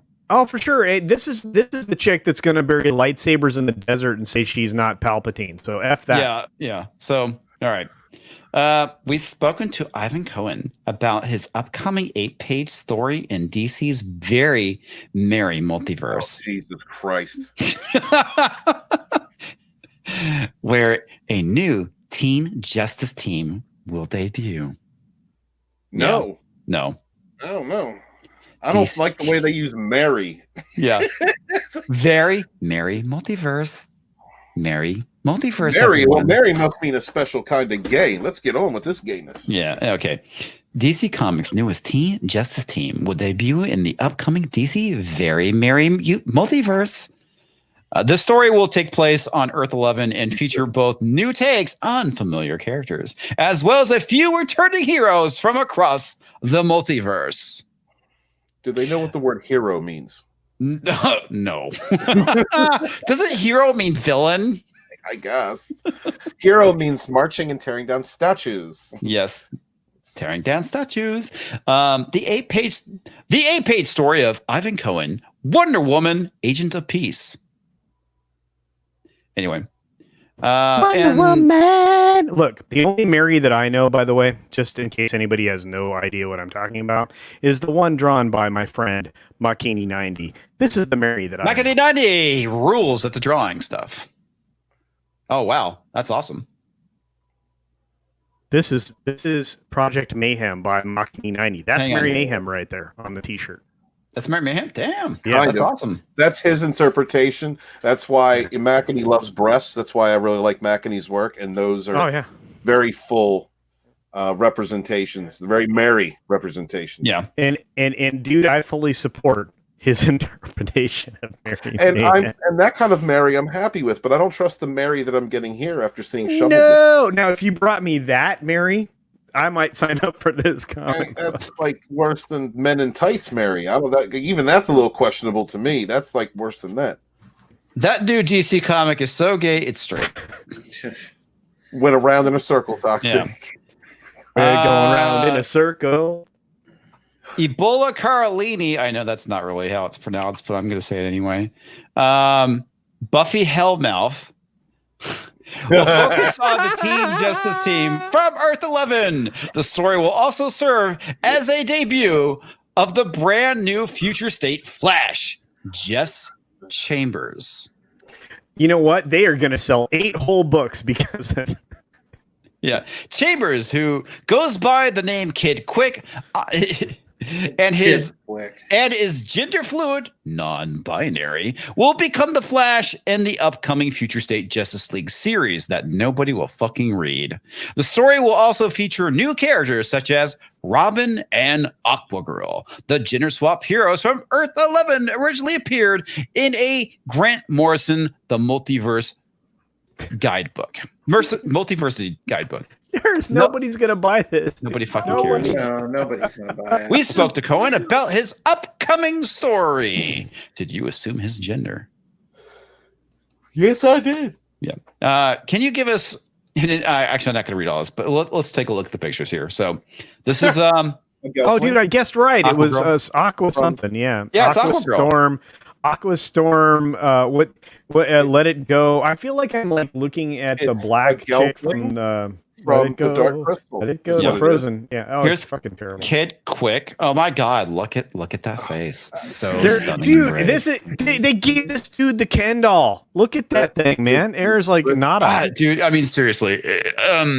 The gay man. That's Negative This is what I'm penis. talking about. The whole thing where it's trendy to make non-binary characters. I mean, you're gonna see a bunch of them popping up, and I guarantee that within probably 6 months you'll never hear from this character again. No, I'm I hoping am- the villain wins. The villain's the good guy. I Oh, don't- this is absolutely. more I am weird. negative penis man. I am gonna run really fast, kind of. It goes- I have no idea who this character is.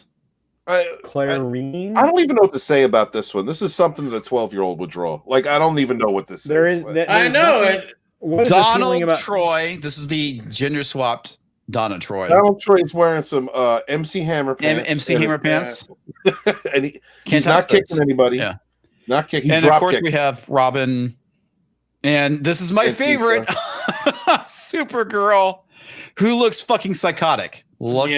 Look at those eyes, folks. Look at those Jesus eyes. Christ. Dude, these okay, Gary. I'm going to give you credit for the next statement. These are fucking Cal Art graduates that super suck at drawing things.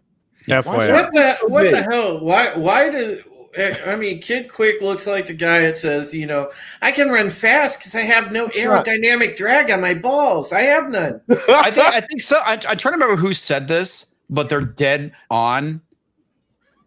This is supposed to be the daughter of Superwoman, not the daughter of Homelander. Oh, right. Dig it. No, that's and that's a good point. Like, Wait a minute. Doesn't this remind you of this amazing movie called Child's Play? She looks like the doll from she looks like Chucky from Child's Play. Out of all of them, I have to admit that the costuming on this one is the one I have the least amount of problems with. It's definitely the best. But it's the expression on her face. If they actually made her as a non-psychopath, I have a that problem. might actually work. She is an obstinate 10-year-old. That's what I see. Smack around. No, man.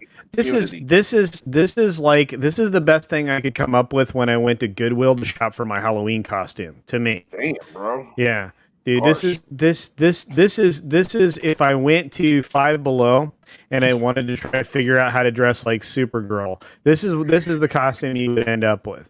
This is a birth control commercial. Oh God, yeah. And you know what? She's got it nailed because there ain't nobody coming near that. That's all I'm saying about that. Okay. Holy I gotta get to some super chats real quick. Toxic Man flew for 2 Biden bucks. James Bond and the Spy Who Loved Me with the strap on. Excuse me, Jane Bond. Hey now. Thanks, Tox. Imperial Lupita for another 2 Harris dollars. That people in bad cosplay drawn as cartoons. Yeah. Yes. Well, like I said, man, it's even with the bad art. Okay, it's the looks on their faces. Okay, they don't look like superheroes to me. Nothing is appealing as a comic book fan about these characters to make me want to go and buy any of this crap. Okay, and this is why comics is failing right now, is because of this. Comics, dude, I hate bought or tried to hate buy the Kibblesmith book, right? Okay. I tried to hate buy that, and I couldn't even do that because there was probably like 8 other people who wanted to buy that damn thing. Because Oh my god, what a piece Did of they garbage! have My- sales? Here's the Amazon thing, sent too. me It's an like email and said your freaking order is canceled the day of But release. did they have no? Seriously though, but did they have? Could you tell how many purchases they had for that? Was there? No, they didn't get it. They never received it. That's what's going on. It wasn't sold out. They never received it because I'm pretty sure it's the fact that Marvel got made fun of so badly by everyone, including Joe Rogan, that they were embarrassed to put this out. It will never see the light of day. I still need to run into my comic shop and get my books. I'm pretty sure they don't have it. And I want to ask them if they ever got it in. Okay. And the other thing too, I want to point out is like, if you actually legitimately want to create a non-binary character, I don't care, just treat them like a person and don't fucking virtue signal. If it's a chick, make it look like a chick, even though it's non-binary. If it's a dude, make it look like a dude, even if it's non-binary, because I don't care. But don't just Ken doll and flat chest something and make us try to figure out what the hell it used to be or should be or whatever. Because guess what? There's two things in biology. Two. God dang it.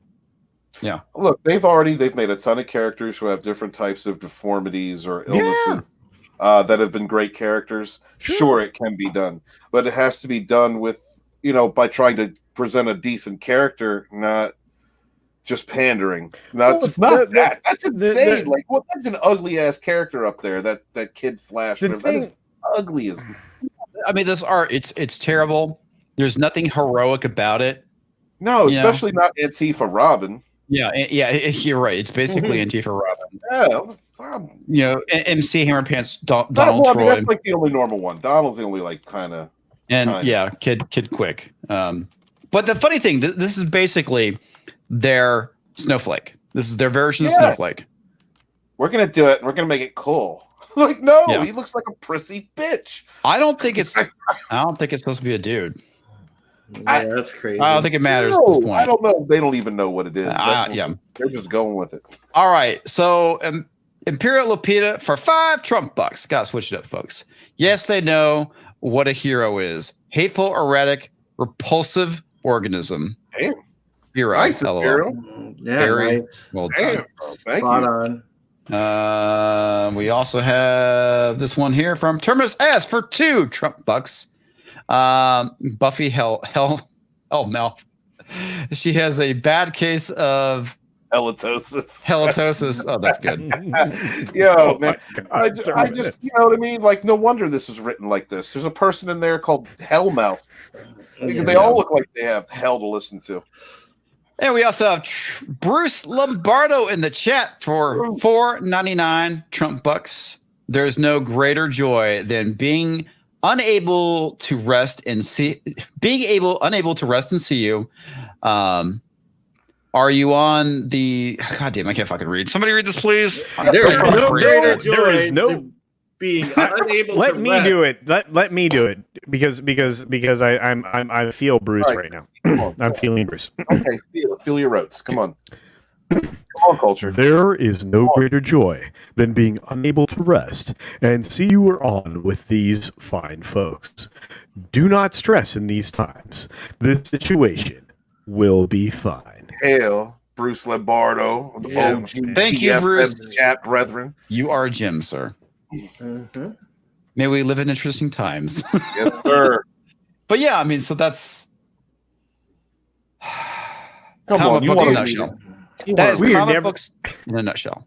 Yeah, but we're never going to get through another article. And they wonder why exactly. is kicking their ass. Kicking the Dude, Comicsgate is kicking their ass because they can't make good art and they can't write good stories. And nobody's going to buy either of those things. No. I mean, it's just... And you have everybody in Comicsgate is passionate about what they're doing. All their own projects. They don't have to report to anybody in the industry to get approved to work on this or that character. They're just creating their own. There's so much more creativity in the indie sphere than there is in the actual industry itself. And it shows. Mm-hmm. Look at the garbage we're getting. Like, are you kidding? Nobody cares. Look, there's a little razor thin slice of the population that gives a damn about non-binary, gender fluids, crazy, whatever the hell. All right, and make something for them. Fine, that's fine. But build your own characters. Oh, that's right. They fail horribly. We'll stop appropriating good characters. Stop using good established established universes to promote your whatever the hell this is. I don't even know what to call it without being too offensive. It's terrible, is what it is. I mean, yes, it is. It's right. Okay. Here's the thing. Okay, I at least have to give credit where credit is due, and the SJW is going and creating their own shit. Good job. Do it. Yeah. At least you're ruining our garbage. Doesn't mean I'm not going to criticize it, because if it's dumb, I'm going to make fun of it. Right. But at least you're going and creating your own shit and not ruining. But they steal from established properties. Supergirl, Aqua Girl, Super Butt Puppet Flash, whatever that person was called. Those are the things they're stealing from, and it's not. But they're not doing a better representation of them. They're not even doing a good representation. Like imagine culture if they actually created characters on their own. And they failed over and over, but they learned how to tell a good story. Lunchbox. I mean, Trailblazer. In 5-6 years, we may get a good gender fluid character. No, because they failed so many times that they learned. No, dude, I love you, but you're wrong because they have to see them being hopeful. Hey, real quick, let me grab this chat. If you ever get back on Parler, I was never on Parler, but I need to get on it. I can coordinate a meetup. I have it. A little better with you on there. Yeah, dude, I need to get on there. I kind of stopped using Gab because Gab got really crazy about censoring porn, and porn is free speech. And right, I am very much pro free speech. There are people out there who will disagree with certain things. I would say I agree with. I don't agree with it, but I support people's right to do certain things when it comes to free speech, like burning the flag. Not for it, but I think that people should have the right to do it. It's speech. Right. I see porn as being speech as well, and that's the reason why I don't use Gab anymore, because I gotta support that. Well, look, gotta support the free speeches. Orange board for $2. Supergirl is going to steal Christmas. Grinch girl.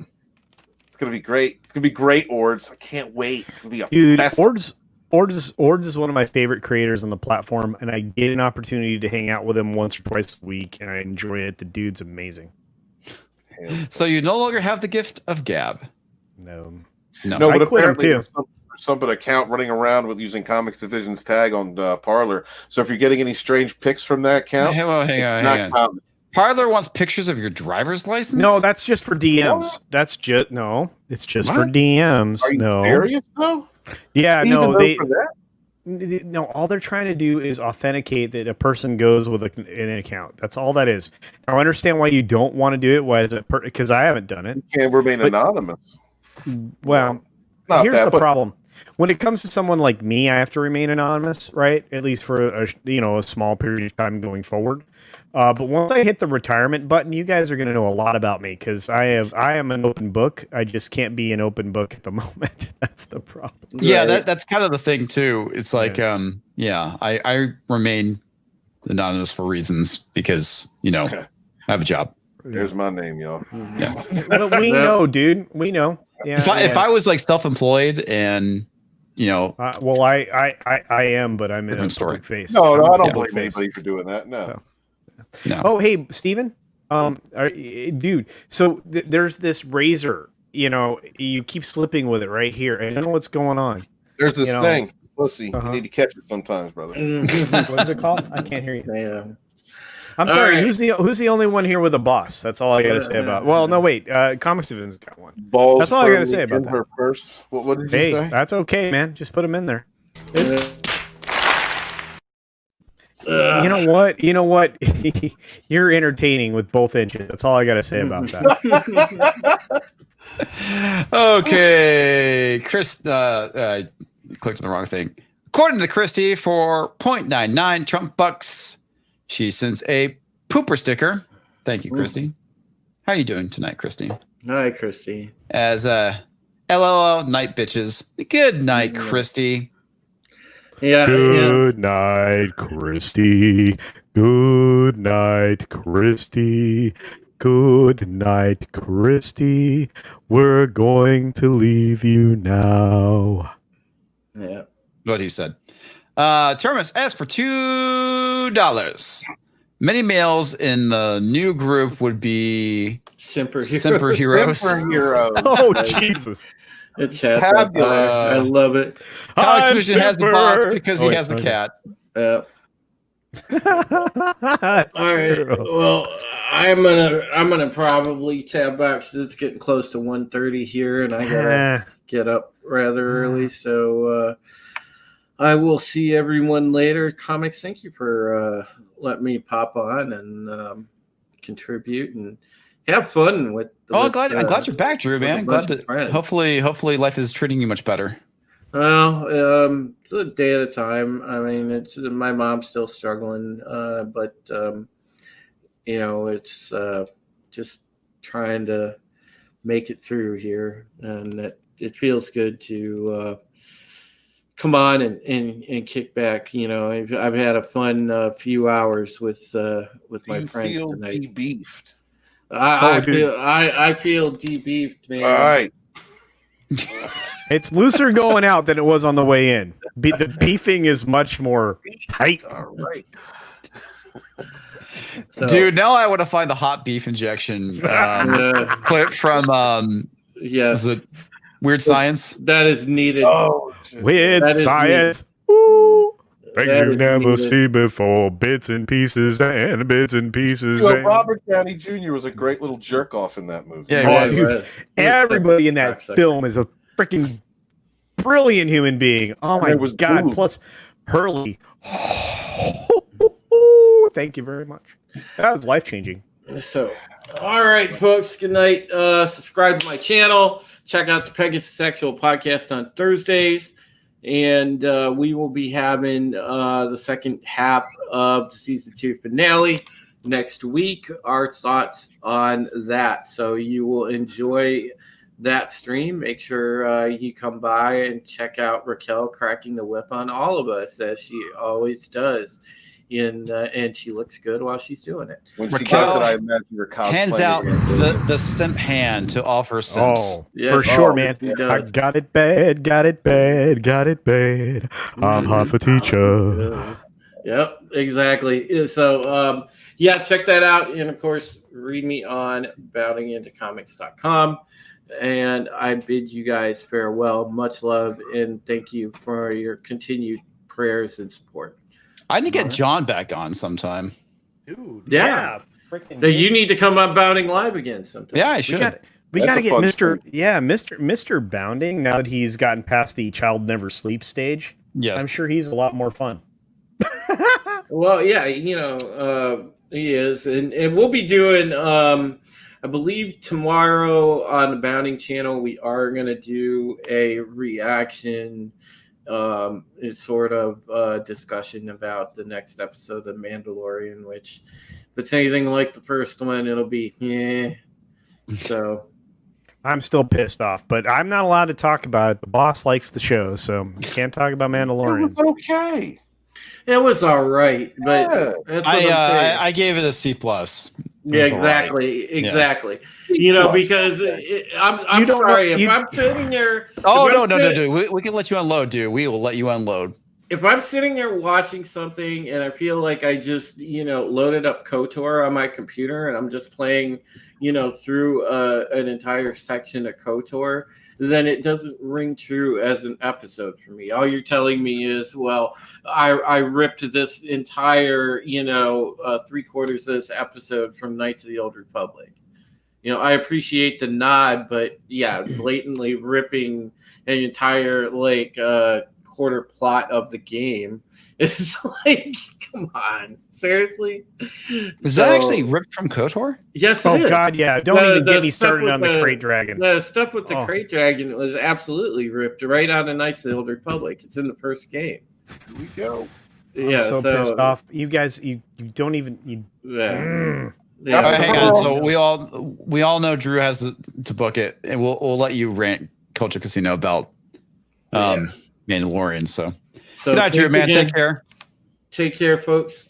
Peace, brother. Talk to you soon. Laters. Love you, man. Love you. Beef. Okie dokie. All right, man.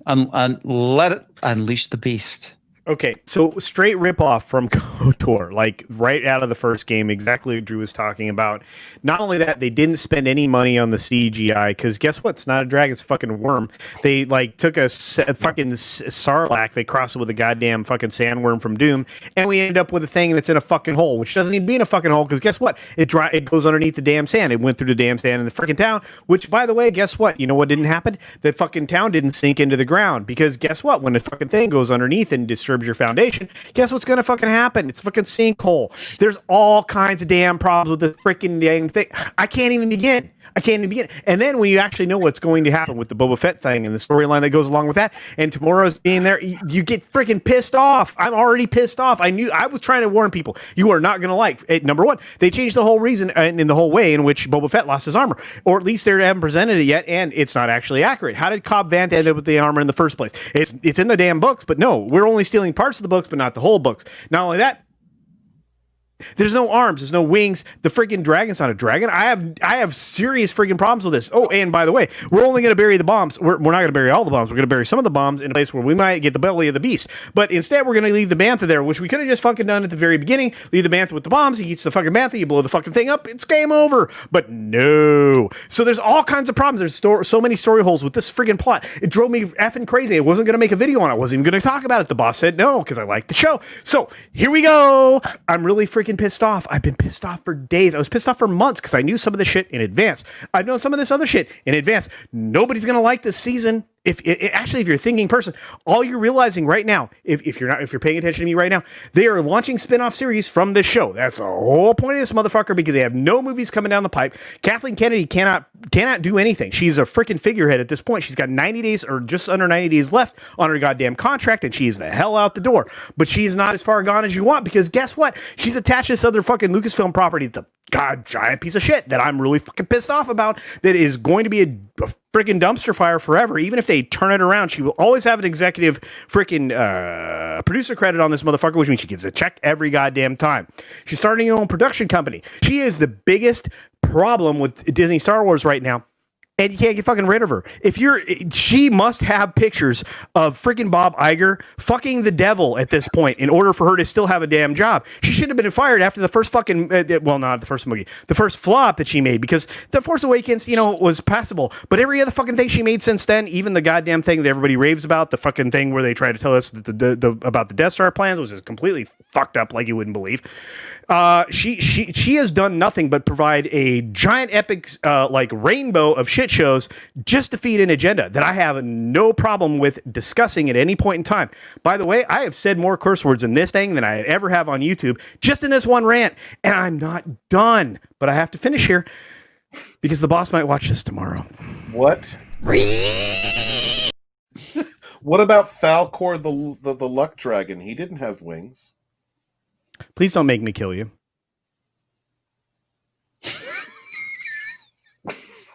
But come on, man. It doesn't. Continue, continue, culture. I'm not allowed to. You guys have no idea. The boss is the. I have been with the boss for so many. Do you realize how old I am? Wait, I need to look at the clock. You're only 4 years older than I am, apparently. It doesn't matter. Okay, so in 20 hours and 30 minutes, I will be 50. I am not allowed to talk. I'm not allowed to talk about stuff because I've been with the boss for so long. And when she says, you know what, don't talk about this, I really try not to. Those 4 minutes I just did, I might pay for. It could hurt. It could be bad in my life. Be like the koala. Ooh. Koalas in the rain. Koalas in the rain. No fucks given. Koala. I haven't played that one yet. I love that one.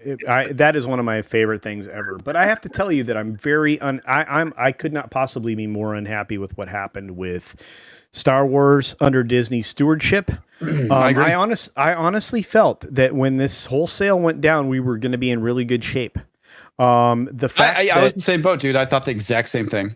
Yeah, I mean, and here's the thing, and Raquel, this is one of the beautiful things about being with someone for over 30 years, to be attached to somebody for that long, to have a relationship with somebody for over 30 years is an important part of life. And if you haven't been able to have that experience, try to get a number of years behind you and whatever relationship you have, and you will realize that your relationship has to go well beyond the initial passion stage. Let's just put it in those terms. So, she's a huge, passionate Star Wars fan. That's one of the very first things that we bonded on. And she and I have a difference of opinion when it comes to a television program. And that's okay. And that's fine, man. And here's the thing. Here's the thing that we're supposed to be having conversations about, at least when it comes to Mandalorian. We're having conversations about the quality of the series and not about identity politics. So here's the other problems, okay? And I'm just going to break these down real fast and not in the same ranting, raging way that I just did. Why were there... Hang on, real quick. Let me get this because it's kind of relevant to your rant. Appear Lupita for 2 Trump bucks. Rant Mach 2, LOL. Let the rage flow through you guys have no idea. You should hear me and my brother go at it for like 2 or 3 hours. Toxic Man flew for 2 Biden bucks. Wow, culture popped that butt plug on that one. Turvis S for 5 Harris bucks. I just witnessed Anna the Star Wars girl inside an old fart's body. Yeah. That's true. I mean, goddamn, she can get really, really fucking fast. Oh, I love her when you get going. Her and Jeremy, they could both fucking start going. Dude, that's the other thing is if you get into the wheelhouse of me, if I am allowed to just cut loose, it is just gone. But here's the thing. There were fan service is lovely and fans appreciate it if there's a callback. But this particular episode was full of them and they weren't even good ones. Pod Racer Engine from I can't look. And this is the other problem I have. Being able to, a lot of other people have talked about the things that I talk about, but it's all the same things that we see. Being able to have, I think actually Ryan was talking about this, being able to have a conversation face to face while going 170 kilometers an hour with there being no wind or anything involved or other problems. They do that in movies. They do that in movies all the time. It's not an excuse. No, but they do. Right. There's no excuse. They did it. There's no shield dampener. There's no shield dampener in front of them. There's nothing to explain the fact that they're able to have this conversation. No, I get it, and I agree with you. But like that has been a thing that has been in films forever. I know, but this it isn't a pick for me, but I let shit like that But slide. did you hear wind at all? No, it was just like, oh, how was your day? Oh, I went to the diner. It was wonderful. I had eggs. It's they, like, they, what they the are fuck trying are you to talking mimic about? The conversation on horseback is what they're trying to do. Yeah. I get what they're trying to do to a degree. I can appreciate it, even though there's no fucking way that would happen in real life. It's like having 2 cars side by side with their windows rolled down, with the wind whipping, and you're like, "Hey, Bob, what's going on? What?" Yeah, exactly. But that wasn't happening, which I have a problem with. And by the way, if your horses are walking, that's a reasonable thing to do. If you're galloping, have you ever tried to jog? Wait a minute. Let's break this down. So you have 2 people jogging next to each other. You're freaking winded. It's not a straightforward conversation. There are things at play here that interfere with this concept of this side by side bullshit. It got nothing to do with your breath. What now? If you're galloping, you're not jogging. There's wind. It's called wind, motherfucker. This is not a straightforward conversation. Don't make me mad. I will slap the dumb out of you. I've already said this once. Anyway, getting past the whole thing with the wind, look. Get your point. There's too many problems. There's too many problems with this. Well, I already talked about the plan. I think I covered a lot of it, but it's just okay. So if I need to rewatch the episode, and I will give you all the 25,000 other points that I have wrong with just this episode. But it's just. I was taken out of the episode. I don't like being taken out of my entertainment, my escapism. And every single time you introduce something that takes me away from the story you're trying to tell, I'm less interested. And I am so challenged in watching just this last episode of The Mandalorian. There were elements of the previous season. There were 4 episodes I was engrossed in, right? But this season, the first one, which was supposed to be the biggest in the memberberry category, made me want to jump off a cliff. Oh, first of all, I want to understand why. Here we go again. I want to understand how he all of a sudden knows how to speak the same language as the Sand People. Oh, I pointed that out too. I thought that was kind of ridiculous. It's why I called it Dances with Sand People. And real quick, there's one thing I want to point out too, which Ethereal Dragon points out. Let's not forget Star Wars. You can hear explosions in space, and that's one thing I like that Battlestar Galactica did, at least with the Ronald D. Moore version, is the fact that when they were on the ships and you saw the space battles, it was dead quiet. Mm-hmm. That was well done because that was actually realistic. There were some battles where there was. Well, and here's the other thing: I can understand a report being made from a force activity against the hull of a ship.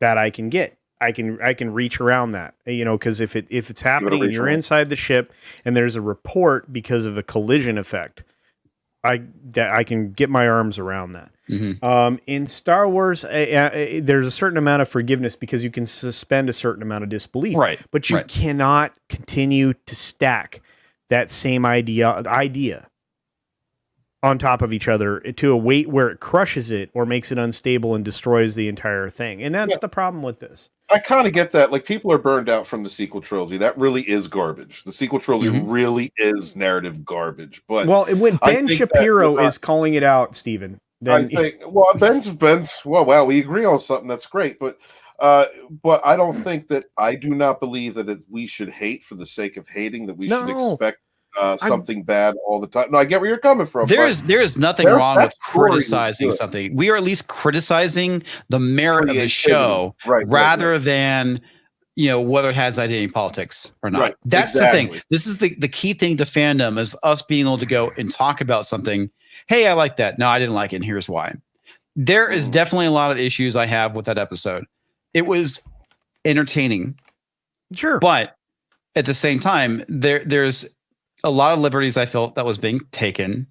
And it also made the Star Wars universe feel smaller. What is different about the armor? Okay. What is different about the armor that is on the Crate Dragon that is different than every other armor type that the Mandalorian, Din Djarin, was shooting with his rifle, which essentially dissolves anything that's organic in his way? What was different about that organic than there is about every other organic when a shot from his rifle did not cause it to at least be wounded, if not essentially destroyed? I had a strong shaft. Yeah. Well, also, why were they not aiming for the eyes, which happen to be the softest points on almost every creature of any type? I mean, I agree. I agree. They did end up hitting it in the eye at one point. But but what happened? See, there's so many other problems, and I felt like I was watching Smog at the end, where the thing popped out of the top of the mountain, but with no wings and no arms and no nothing. I'm like going, it's a freaking worm. They took. Oh, it's making me mad. It's Dune. Look. Everybody shot acid like a Sarlacc. I mean, there's all kinds of problems with this. It didn't represent the thing it was supposed to be very well, because they fucking stole it. Well, what they did is they saw the skeleton of the Crate Dragon. They're like, "Oh, it's a worm." No. Yeah, I know, but no. I mean, there were wings. That's why they did it. Well, I every picture I've seen, I've never seen them with wings. But armature. Let me. I don't even want to get into it. They do have arms and legs. Yeah. I should just have legs. Yeah. Don't get me. Look. Let the hate flow. No, you won't get me. I'm not doing it again. But there were so many problems with your hate. Did Din Djarin need to be ingested along with the? Yeah, why not? It was Bantha? Cool. Did that need to happen? Yeah, why not? It was cool. I didn't need to. Not necessarily, but right. But listen. No, hold on. Actually, I got an argument for that, because earlier in the episode, the sand person made a bunch of noise, tied a bantha out there, and the worm went right after the crate dragon went right. Let's after go back to the very beginning of the. Let's go back to the very beginning of the episode. Okay, so Shellback is saying there's 3 different types of crate dragons. Sure, but they all. Please don't. You know what, Shellback? I love you, buddy, but don't. Let's not do this because you're not gonna like it. Is Falcor one of them? Oh, dude, I love Falcor. Anyway, and you're not gonna confuse the 2 lores, or dude, I don't. I love you. Okay, so going back to the very beginning of the episode, the God, I forget the name of the creature because I'm angry. That they were fighting at the UFC at the beginning of the episode, right? We had the UFC fight, right? So we went to the UFC with the baby because that's freaking brilliant. Let's take the UFC. Let's take the baby to the UFC, right? There we go. That's a crate dragon, folks. Yes, thank you. Hey, look what it has, appendages. That's way badass looking. Way more badass looking. Yeah, absolutely. I mean, that. Do you remember any of those things? Just FYI, you remember any of that stuff? And here's what we got. We got this thing. I mean, the head's impressive. See, this is what they're basing it off of. Yeah, except that's not right. But I mean, it's right, but it's not right. That's actually from Battlefront, but let me see if they actually had the skeleton from Legends. Do you think that they were that foolish that they didn't research what it was? Here we go. This is from the actual movie. So there's the crate dragon. Yeah, and they show at least you can at least kind of see. Set. Yeah, of the multiple sets of arms, legs, whatever you want to call them. I don't even want to go there. The matriarch is. I don't. You know what? I give up. Anyway, so look, real quick, I'm just mad. Real quick, Imperial Peter for $2. Nerd Talk with zero politics. God, I miss this. No don't doubt. we all, man? Don't we all? Yeah, I love Mutant Banhammer too. Limbs are stored in the balls. Change my mind. Dude, I love people. I love people so much. This is why I love this community. So we go to the UFC, right? And they're fighting. They have shield. They essentially have shields, right? The beat down is physical, but it doesn't stop the blast. No, they don't have shields. They're using vibro axes, and he's blocking with the vibro axe. That's why you're seeing so, that. All right, but when Din Djarin, okay, so let's turn around. So they're using so they don't think to use that when they're facing Din Djarin, or at least one of them is facing Din Djarin. The same tech is not effective. I just look. No matter how many holes you point in any of this stuff, I'm just like, okay, well, he still friggin' kicked your ass. You know, all of the same tools that he uses still whooping your butt. I don't, and I like this is very authentic to the idea of a bounty hunter, especially if you're trying to mimic Boba Fett. In that you say, well, you're not going to die by my hand, and then you turn around and hang him up, and then he ends up dying. All right, so there's the greater crate dragon, which has multiple limbs. Yeah. Oh, damn. No wings, though. No wings. Well, I believe I don't want to go there. I need. Don't make me dig out my books. I got to go to the storage room if I do that. But it's just okay. Regardless, I don't. That whole scene was great, and I loved it. Except that I was taken out of it by the activity that happened there. I also have a problem with, and I think a lot of people will, with the idea that he's taking this toy selling item with him everywhere he goes.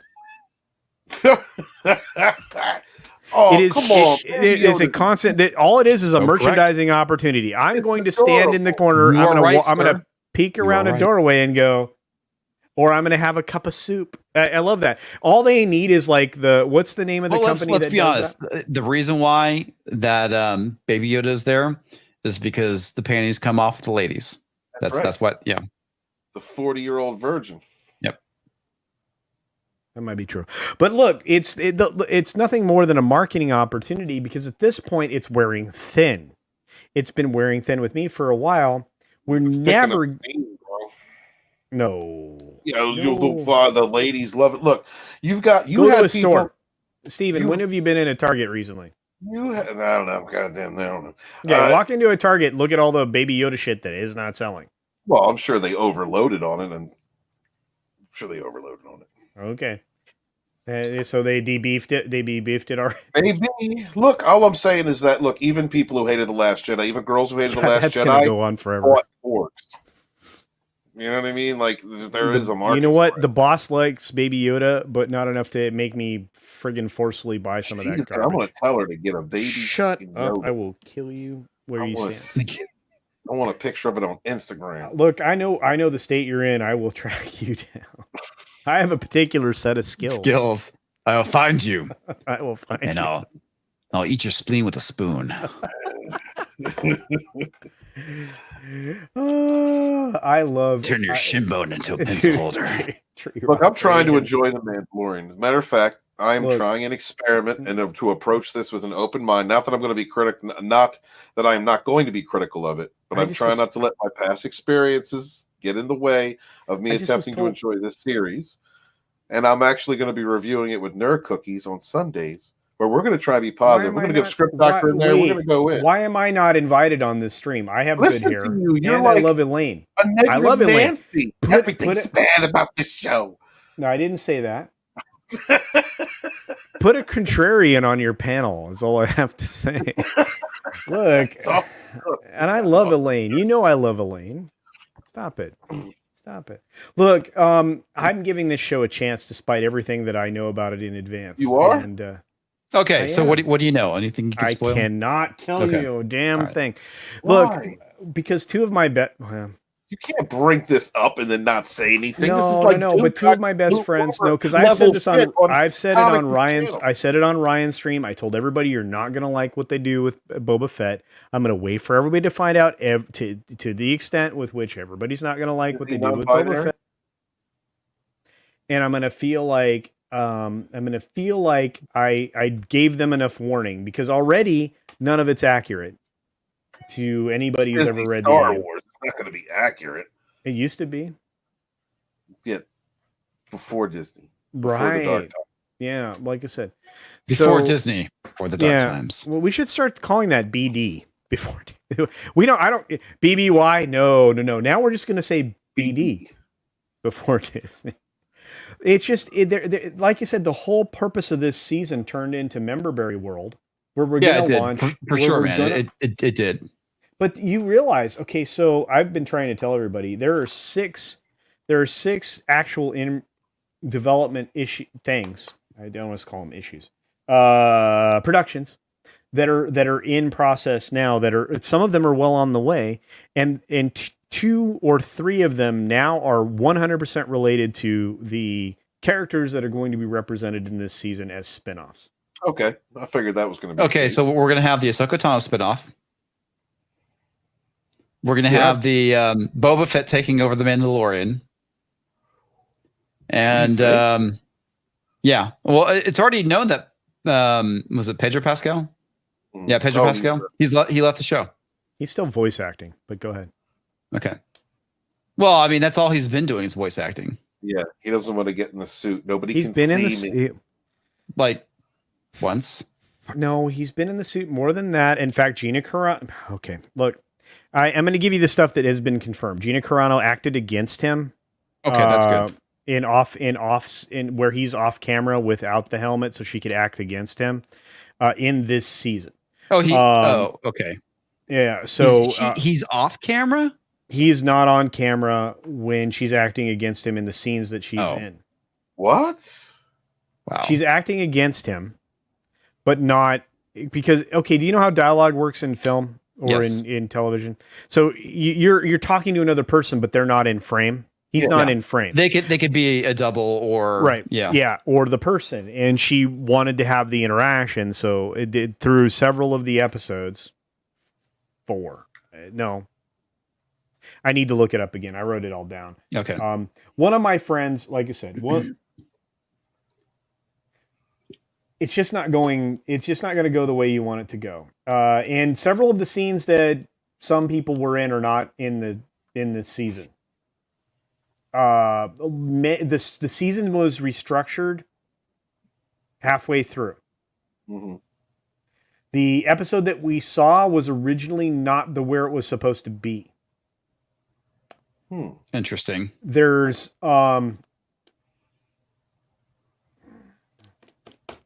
there's some stuff that's not the When we get further into the season, I'll talk about some of it. Okay, fair But I enough. just- All right, yeah. fair enough. Yeah. All right, real quick, let me get the super chat from Imperial Lapita for 5 greenbacks. Disney is on thin ice with the fans happened. as is. Won't take much to make people completely check out. Yeah, I You're completely agree. And it's already happened, Imperial Lupina, and thank you for the Yeah. super chat. That is, I'm going to tell you, they've already lost viewership. Yeah, there's already been a Pretty ton sure. of people. Look, Yeah. as Star Wars fans, when I came into this thing, were heated about what was going. Like Lethal Lightning, he knows his shit, and he was very heated about everything after the Last Jedi. I mean, Listen- that's where we met. He's listen checked to- out. He's Listen done. to Raging, dude. Right. Look, Star Wars fans Ra- that really do love that universe. that have just, Raging makes me look I'm like so apathetic right now about Star Wars. I'm like much like Gary. I just don't give a shit anymore. I really don't. and I'm the really viewership, close. the viewership shows it. Yeah. You know, people don't do Star Wars videos because they don't do well. Yeah. You Star know, Trek- At this point, honestly, the only reason I'm watching The Mandalorian season 2 is because I'm on Chris's show on Sundays reviewing it. Nerd Cookies is not doing videos because their videos do terrible. So she's just going to do a Yeah. live stream once a week. Wait, Yeah. Chris, Yeah. Chris, Honestly, it's the least amount of effort Yeah, at this point. because that's what we're getting. Why go through the rigmarole of creating a video if that video is not going to go play well? it doesn't go anywhere. I won't get traction on Star Wars. Yeah. It's like Nobody tomorrow. cares anymore. No, Yeah, you're tomorrow. right. Tomorrow I'm doing the Friday pre-flight where I try to predict what you guys are going to talk about on your stuff over the weekend. I already know kind of a couple of the subjects. The Mandalorian's going to get like a bump mention. I don't think you guys are going to go long on it. There's not a lot to talk about. We didn't go over it like very long No. last week either. No, and after the episode that's going to pop, I don't. Anyway, so here's the I'll thing. find out in the morning. Yeah, you will. Actually, what time is it? I don't know. I need No, to check it's- my Plex server to see if it picked it up yet.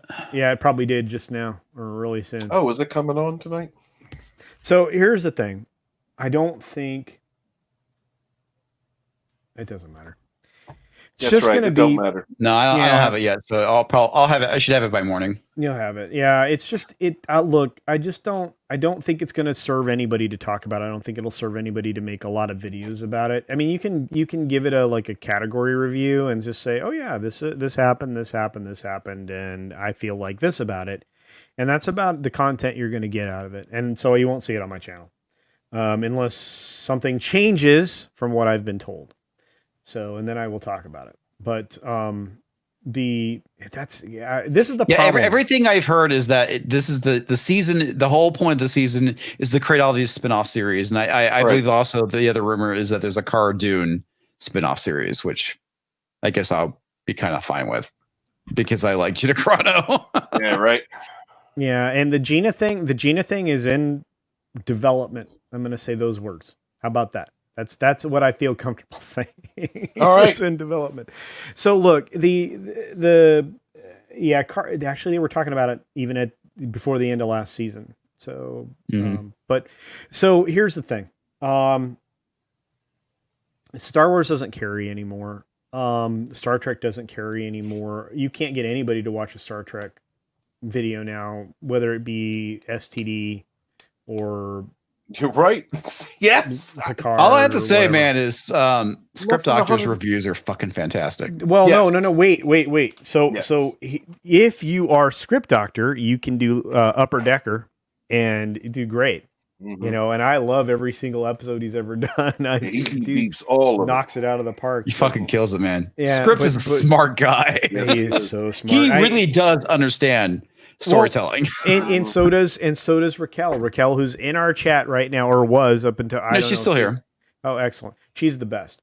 But I mean, you have really smart people in this fandom, and no matter where they fall on the political scale, they're they're on our side. They're all because neat like, geeks and nerds. I know, and they're all like, Fandom. "What's up?" And that's the thing. You don't have to be a side on a political scale. You have to be a side on whether or not you believe in good entertainment. Yeah. And that's what nerds and geeks do. We believe science fiction, a genre, as Gary calls it, or even comics.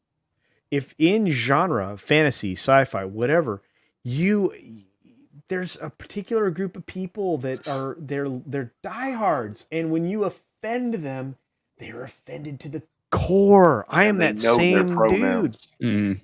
I'm that same dude. You heard me. I went off for 4 or 5 minutes on freaking one stupid TV episode that was 40 some minutes long. And I just get 52. Dude, count it up again. Take out the credits on both ends. Okay. And the recap. No, just do some math. It just made me mad. It just makes me mad. I know. That's tough for you. You're a writer.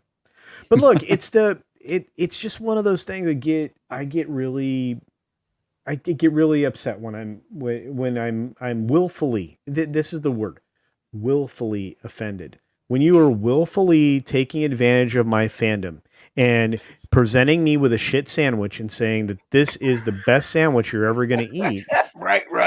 I'm going to have a problem with it. Wow, I have said more curse words tonight than I have in months. Before we get the shellback rant, let me get this super chat. Imperial Lapia for $5 armadillo dollars. I had to think about something. Okay. Quick theory hammer question: if or when Mando fails, will it be past the point of no return for Disney to bring mini fans back? Most likely. I think it's already past the point of no return. It's already. Yep. Yeah. I will say this: the Cara Dune series will bring some people to the table. For how long is the question? Because this is a character for whom most people don't know much about. So we'll have to see. Okay. We'll have to see. Sorry, Shellback. Moira Kitty for $2. Viking stuff needs to be trending. SW and ST out. Yeah, yes. Star Wars and Star Trek out. More Vikings. Yeah, I agree with you. Vikings is a great TV show. It's been a while since I've watched it, but at least like the first 3 seasons are really good. Crazy Cat Guy for $5 armadillo dollars. Culture Casino. It is nice to see another longtime fan who still has passion for Star Wars and hasn't checked out from the franchise. I can't help it, man. I'm just done by it. I'm just done, unfortunately. I mean, if they actually do some real Star Wars, it could bring me back potentially, but at this point, it's ruined. Yeah, go ahead. Terminus S for $2. Culture, you have any idea if Mando is going woke? Not in the way that every other thing has. Okay. Welcome, Shellback. Hi. How you doing? So where's the Breaking Bad shellback I made for you? I can't believe you don't wear that emblem. You're gonna make me mad, dude. What's wrong with you, dude? What an unappreciative douche. Hey, I know. I do you see this? Look, this is the love I show you. Yes.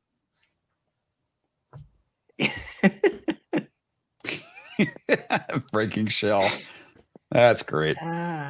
If it makes you feel any better, I do, pop it up on my computer screen and and dribble, drool a little bit and pet the screen. So if that, yeah. All right. Okay, I feel better. That was odd, dude. I feel like Kid Flash right now. Okay, don't judge me. Don't judge me. Okay, no kink shaming here. All right. That's all we do, Shellback. No, I can see, like the little detailed stuff, about, the dragon basically, going down Main Street and, making the dirt a little soft and stuff. But who knows? Maybe the freaking buildings are you ever see the movie Tremors? On a floating platform or something, All right. See, here's my deal. Here's my main deal. Okay. I was entertained by the episode. Okay. And after the freaking sequel trilogy, okay, and all this freaking, woke shit and stuff that we've been arguing about, I almost don't want to, I don't want to find the freaking bad stuff. I just want to watch it and enjoy it. It's like We all do. You know, man. We all it's like do. I'm tired of being pissed off. Especially in combination with the shit that's going on in my real life. Yeah. I get it. Here's the issue. Are you familiar with the concept of a Chinese struggle session? Well, I mean, there was that one time in Hong Kong, but well, the idea is to wear you down, right? And I think that's exactly what Disney Star Wars is doing. We've been given this SJW crap, and now they're kind of giving us something that is not filled with identity politics. And in a lot of ways, I think it's to wear us down. But I mean, in a weird sort of way, to me, it feels like a Chinese struggle session. Yeah, I get it. Which I had a little Twitter argument with a couple of our fellow community members who they're like basically the EU master race types. What people in the fandom is disagreeing? What? Yeah. You mean we're not a giant hive mind? Oh my god! Yeah. And well, what was funny is there was another dude, in the thread, and he's like, they're, that this is what the TFM people do, and I'm like, actually, I carry that hashtag too. And he kind of dropped out of the conversation after that. But Tim, look, I get it. I get it. You and I agree on so many different things. And I don't want to find fault with one of the favorite things in my entire lifetime. The thing that as a kid, the movie I remember seeing in a theater for the very first time, you don't want to find fault with anything that's related to that. So I hear you, man. But I mean, real quick, let me answer this question. Okay, so what? We talk about the whole thing like with white fragility and those abhorrent training classes to get you to talk about your white fragility. That's what a struggle session is. The idea is to wear you down and to rewire your brain. So if they can get you to admit to your white privilege, that will go and rewire your thought process. That is a struggle session. Yeah. Oh my god! Well, that's what all the kneeling bullshit is that they're doing. Yeah, the whole thing with the fist and say her name. Bullshit. It's all fucking struggle sessions bullshit. And all I'm going to say is, I tell you what, you raise your fist, I'm going to use mine to punch you in the huevos. So there you go. But go ahead, Tim. I'm sorry. I'm going to look up Chinese struggle session on a porn browser. So like I decided to start taking classes at the local college, right? And because I had this outlandish idea of wanting to help out homeless veterans after becoming one myself at one point. And so sociology is one of those classes you have to take, and they talk about all this freaking SJW type stuff, right? And one of the things that they mention is that whole white fragility, and it's like, and it's basically like, if somebody says something about you as a white person, like, like kind of like the inherent racist type stuff, and you're like other people can't be racist against you because you're like the majority, and you've never been enslaved, yada yada yada. Right. And it's like if you take issue with that, that's your white fragility. That's you displaying white fragility. It's a fucking Chinese finger trap. You can't win either way. Either the biggest way of winning is to point out the fact that white fragility was created by a woman who is an admitted racist. Yeah. Oh no. I mean, the teacher like outright told us that the authors, the two women authors of the book that we were being taught out of were like basically men hating feminists. Well, that's good. Yeah. But like getting back to the Star Wars stuff, they were like, telling me that, the like the banthas are like, a sacred, animal to the Sand People, aka Tuscans, and like to such a degree that they wouldn't sacrifice them to the dragon. You know, like they'd go out and they'd get like a dewback or something else before they would sacrifice one of their banthas. You know, because it's like it's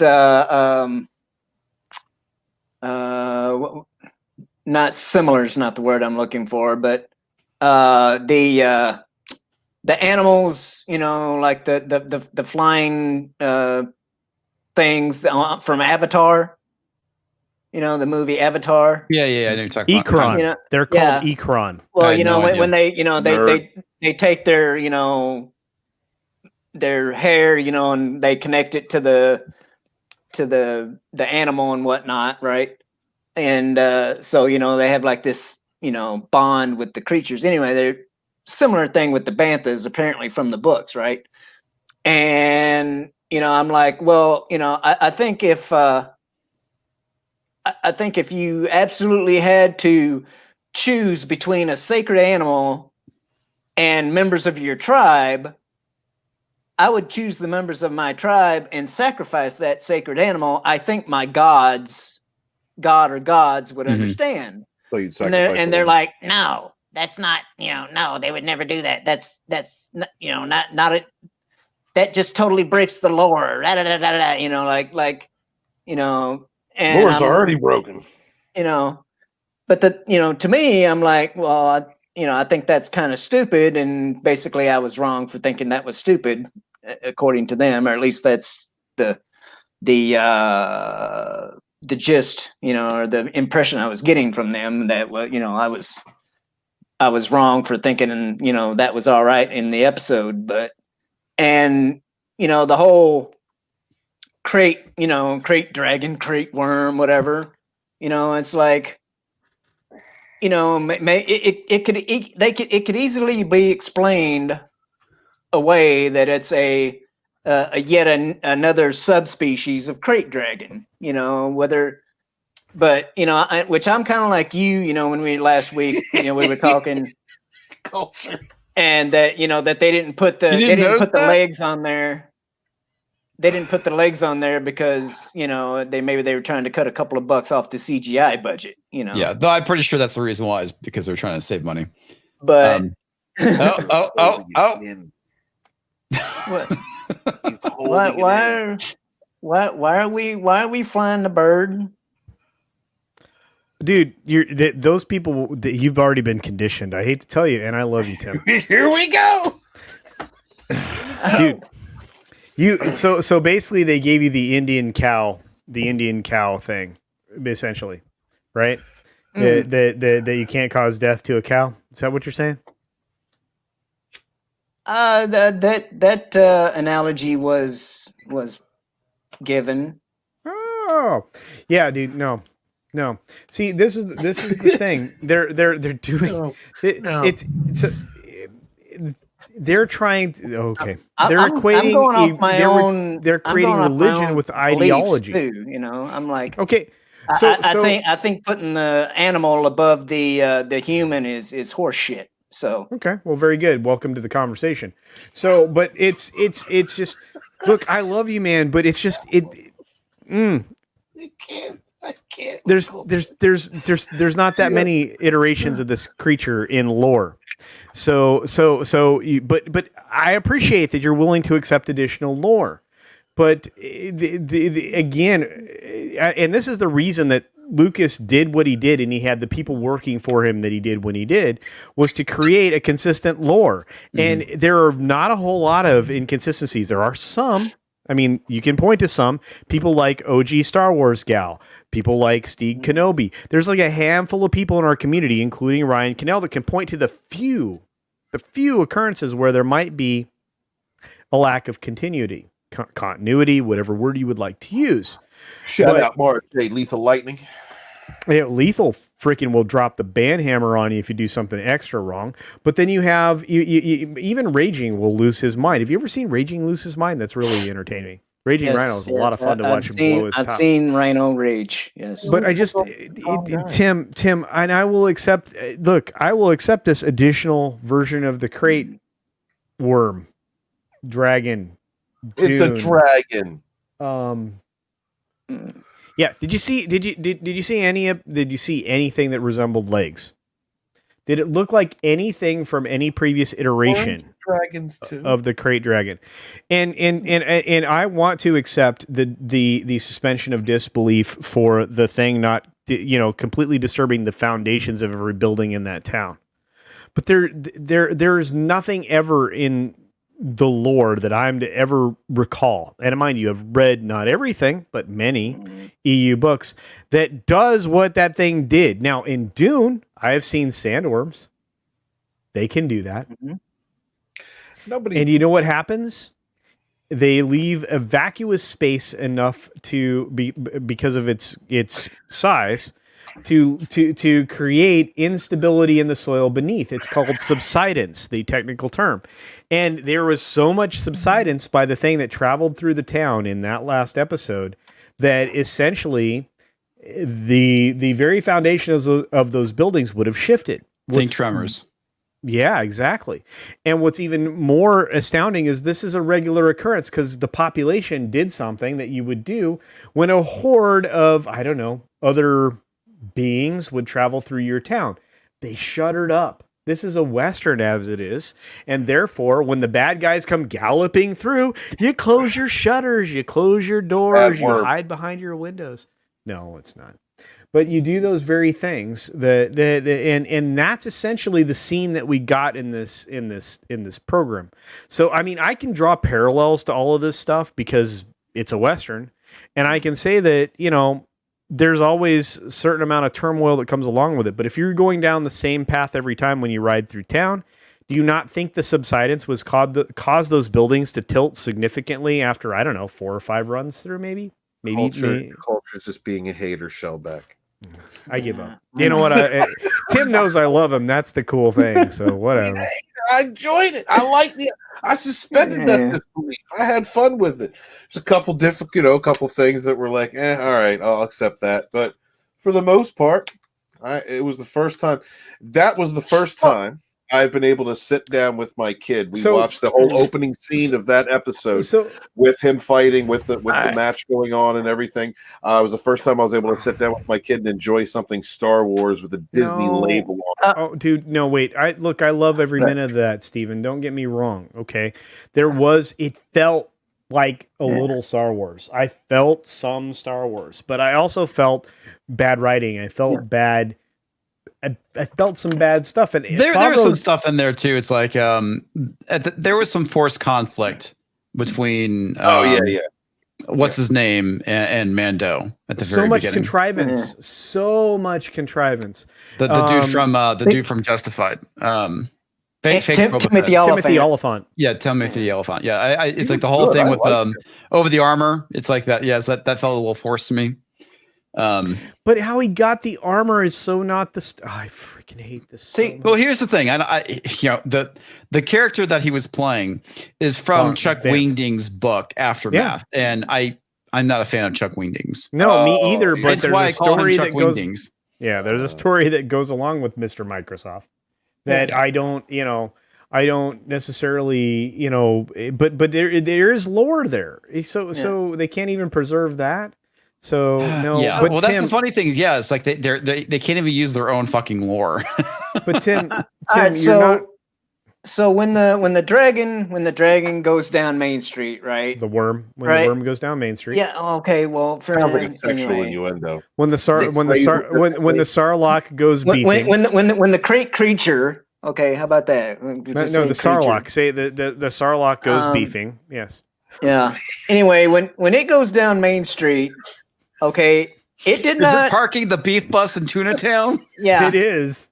It didn't look as big as when it did when they actually went to its lair. I'll give you that. When they went to its lair and it came out and they actually showed the massiveness of it, I'm like, I did kind of think back a little bit, like, okay, that's not the same size thing that went through freaking town. Okay, hang on, guys. So Imperial Peter has a comment here. So if I'm understanding Coulter's point, if you call something Godzilla, there are distinct characteristics you look for that don't change to qualify. That's true. Yeah.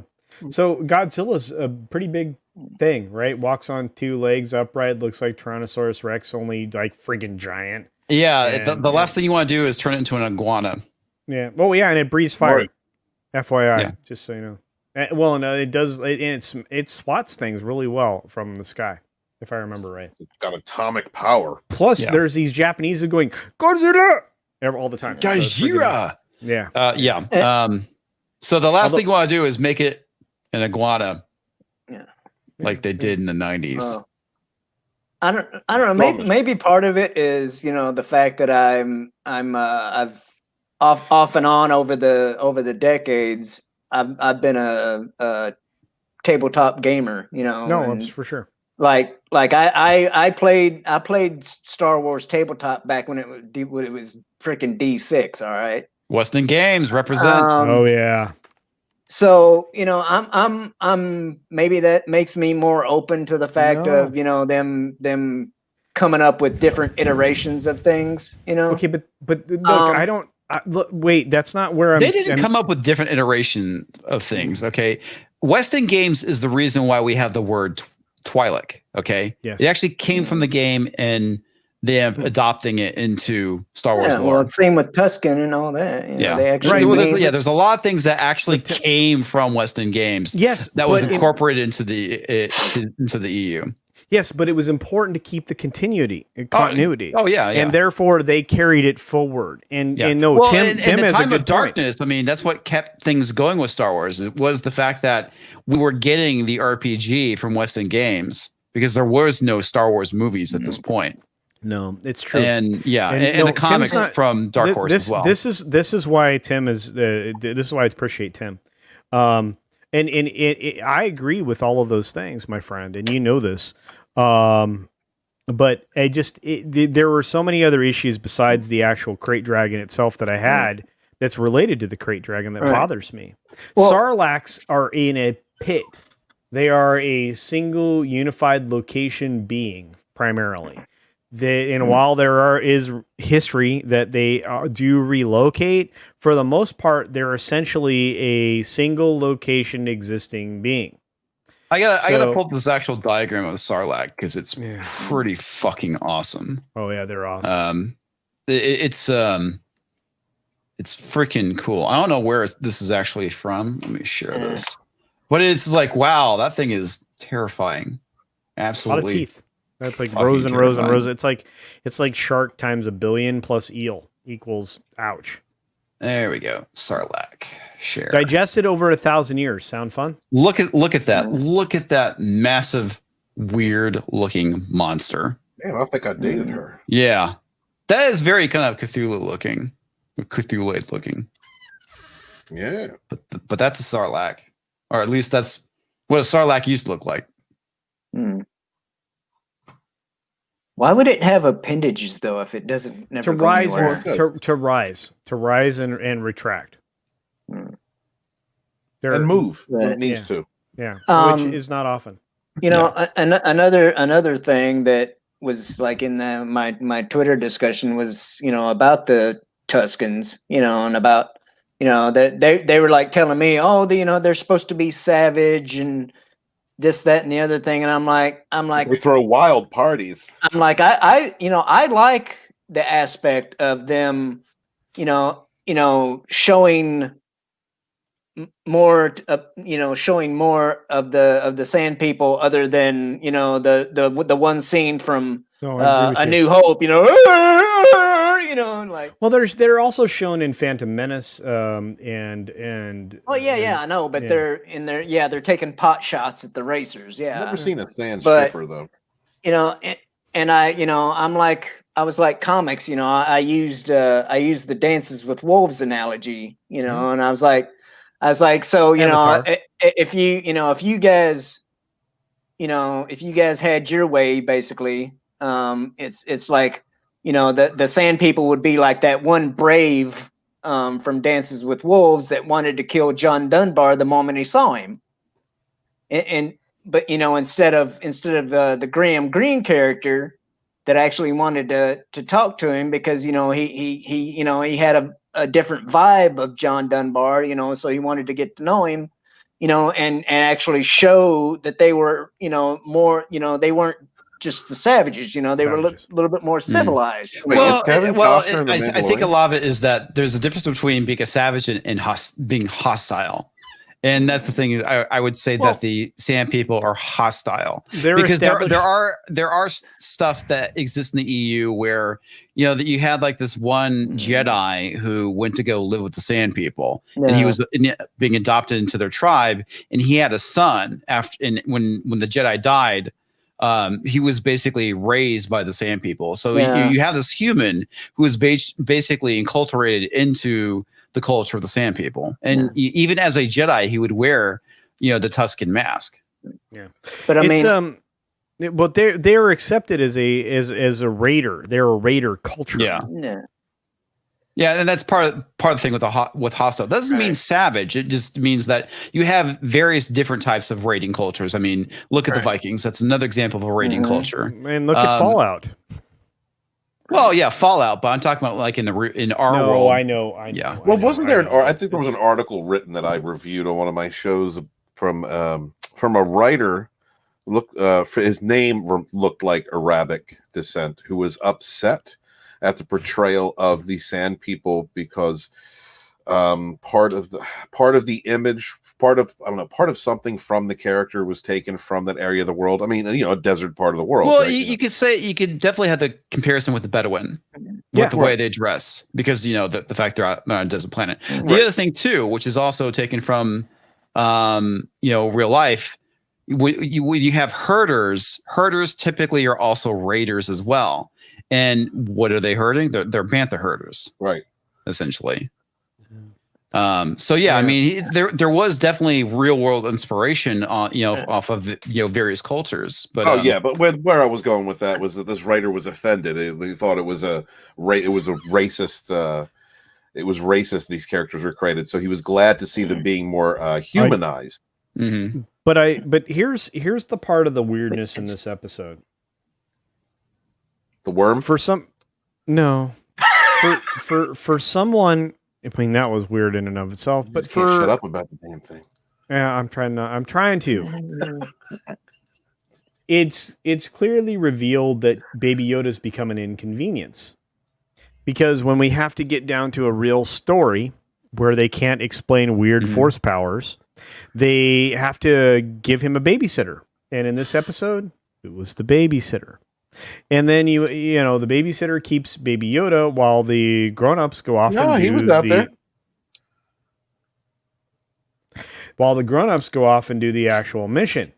And it's one of those things where, I get tired of it. I mean, when don't disrespect Baby Yoda. That is one thing about this episode is they actually gave the child more of a back seat, and it was actually it was actually more of a Mando's show this episode. And it's supposed to be, because what is the damn show called? The Mandalorian. Called the Baby Yoda. All right, guys, we got to wrap things up. It's almost 1:30, and I got to go to bed. Whatever, dude. I know. It sucks. Yeah, grow up. Yeah, I have a job I need to be submitting. Hey, I had one too, and between you and John, I didn't sleep pretty much at all on it. Hey, you were on my stream for like 45 minutes, and John streamed the rest of the night. I know John was on fire. You were on fire too. I felt so guilty. How much I love. It's cool. It's cool, man. You guys, it's a great honor and privilege to hang out with everybody. I'm even Steven, Thanks, Dick. It's great hanging out with you, everybody on this panel, including Steven. Yeah. Good look.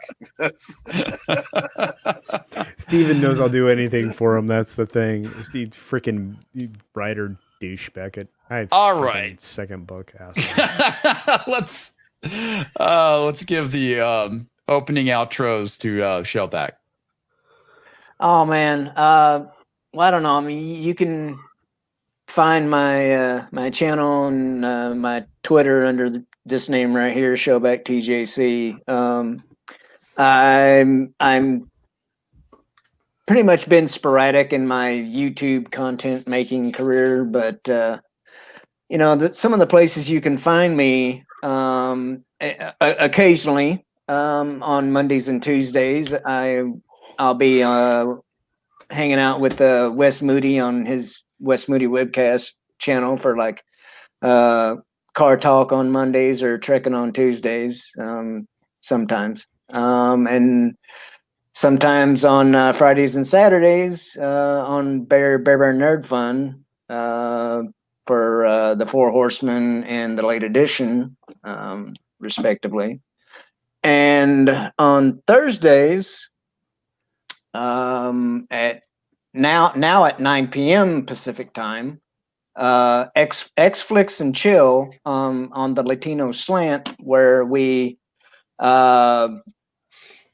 everybody watches the X-Files via Discord, and we talk about it during commercial breaks, and after the episode is over, we have a more in-depth conversation for about a half hour or so.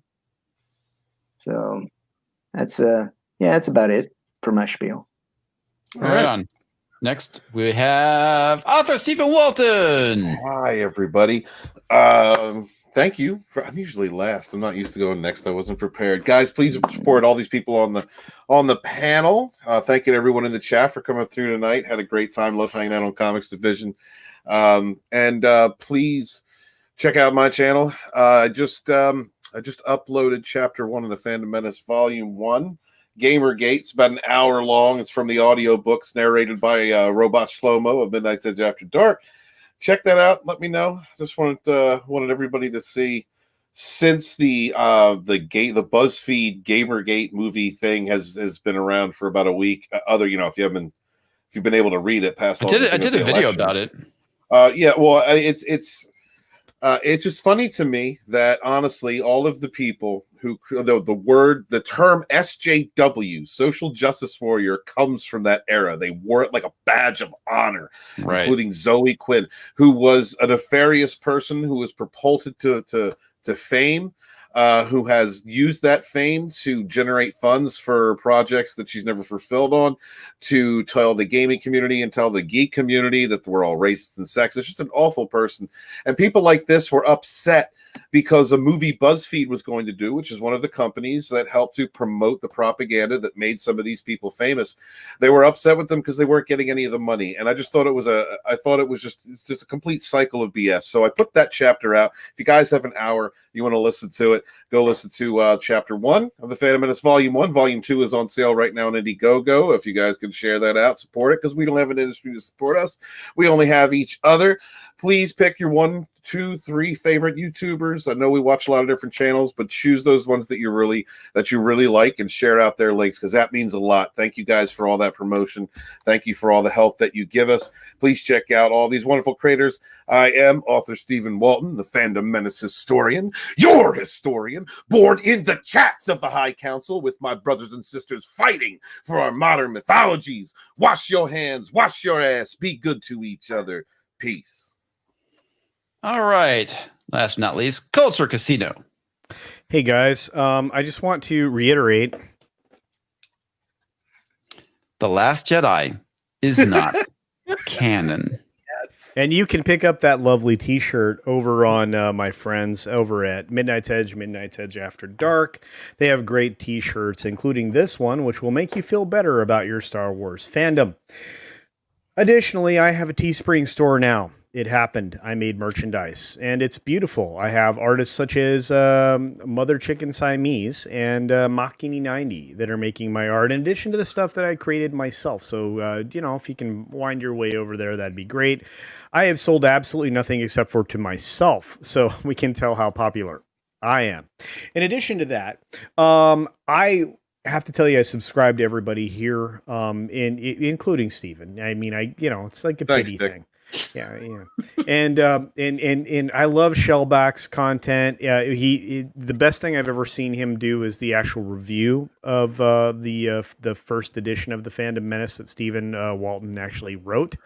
Please check out the content in audio form that Rob Robo Shlomo recorded for Stephen, because it is very good. The book itself is fantastic. If I ever get my copy in the next 2 or 3 years, I'll let you know all about it. Right now, I'm involved in an amazing book review that I have finally almost completely done a video for, because the book is thick. It's called Space Crime Domino by our friend Kai over on Kai Makes Fun Stuff, his channel.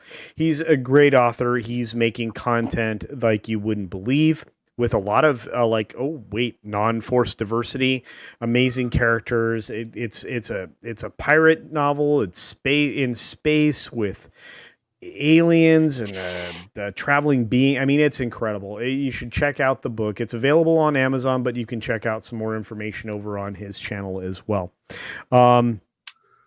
Other than that, I have nothing else to say other than there's a whole bunch of creators that absolutely need your help, not in the form of monetary help. They need your help just by simply subscribing or just checking out their stuff or sharing their links or anything else. Moira Kitty comes to mind, and many others that have joined us here in the chat. Subscribe today. to Steak Kenobi. Steve Kenobi is one of the most amazing creators on this platform. He is a personal friend of mine, and I am the only person to ever receive a super chat from Steve Kenobi, and it was in my very first monetization. Let's get Steak to 1,000. Come on, so people. if we can get that man up to 1,000, that will make me incredibly happy, because for every 50 subscriber he gets, he is forced to make content. And his top 5, it is peer pressure at its best. His top 5 videos are without question the funniest things you will ever watch. And if you think I'm kidding, ask everybody on this panel, because it is bloody brilliant. Other than that, I have so much great joy for everybody that's joined us today on every single channel that I've been on. And if anybody's going to promote anybody, it's me promoting others, because that's the best part of this community. We need as many voices as we can get, because we are all we have, as Stephen said. So we rise together. That's right, sir. And thank you so very much, Comics, for having me on and for allowing me the 10 or 15 minutes it takes for me to do an outro. So I know, for God's sakes. I know, as Christy just pointed out. Christy left and came back. Great. Christy's one of my very favorite people in the world, and you know what? He's another jerk. Sup bitches.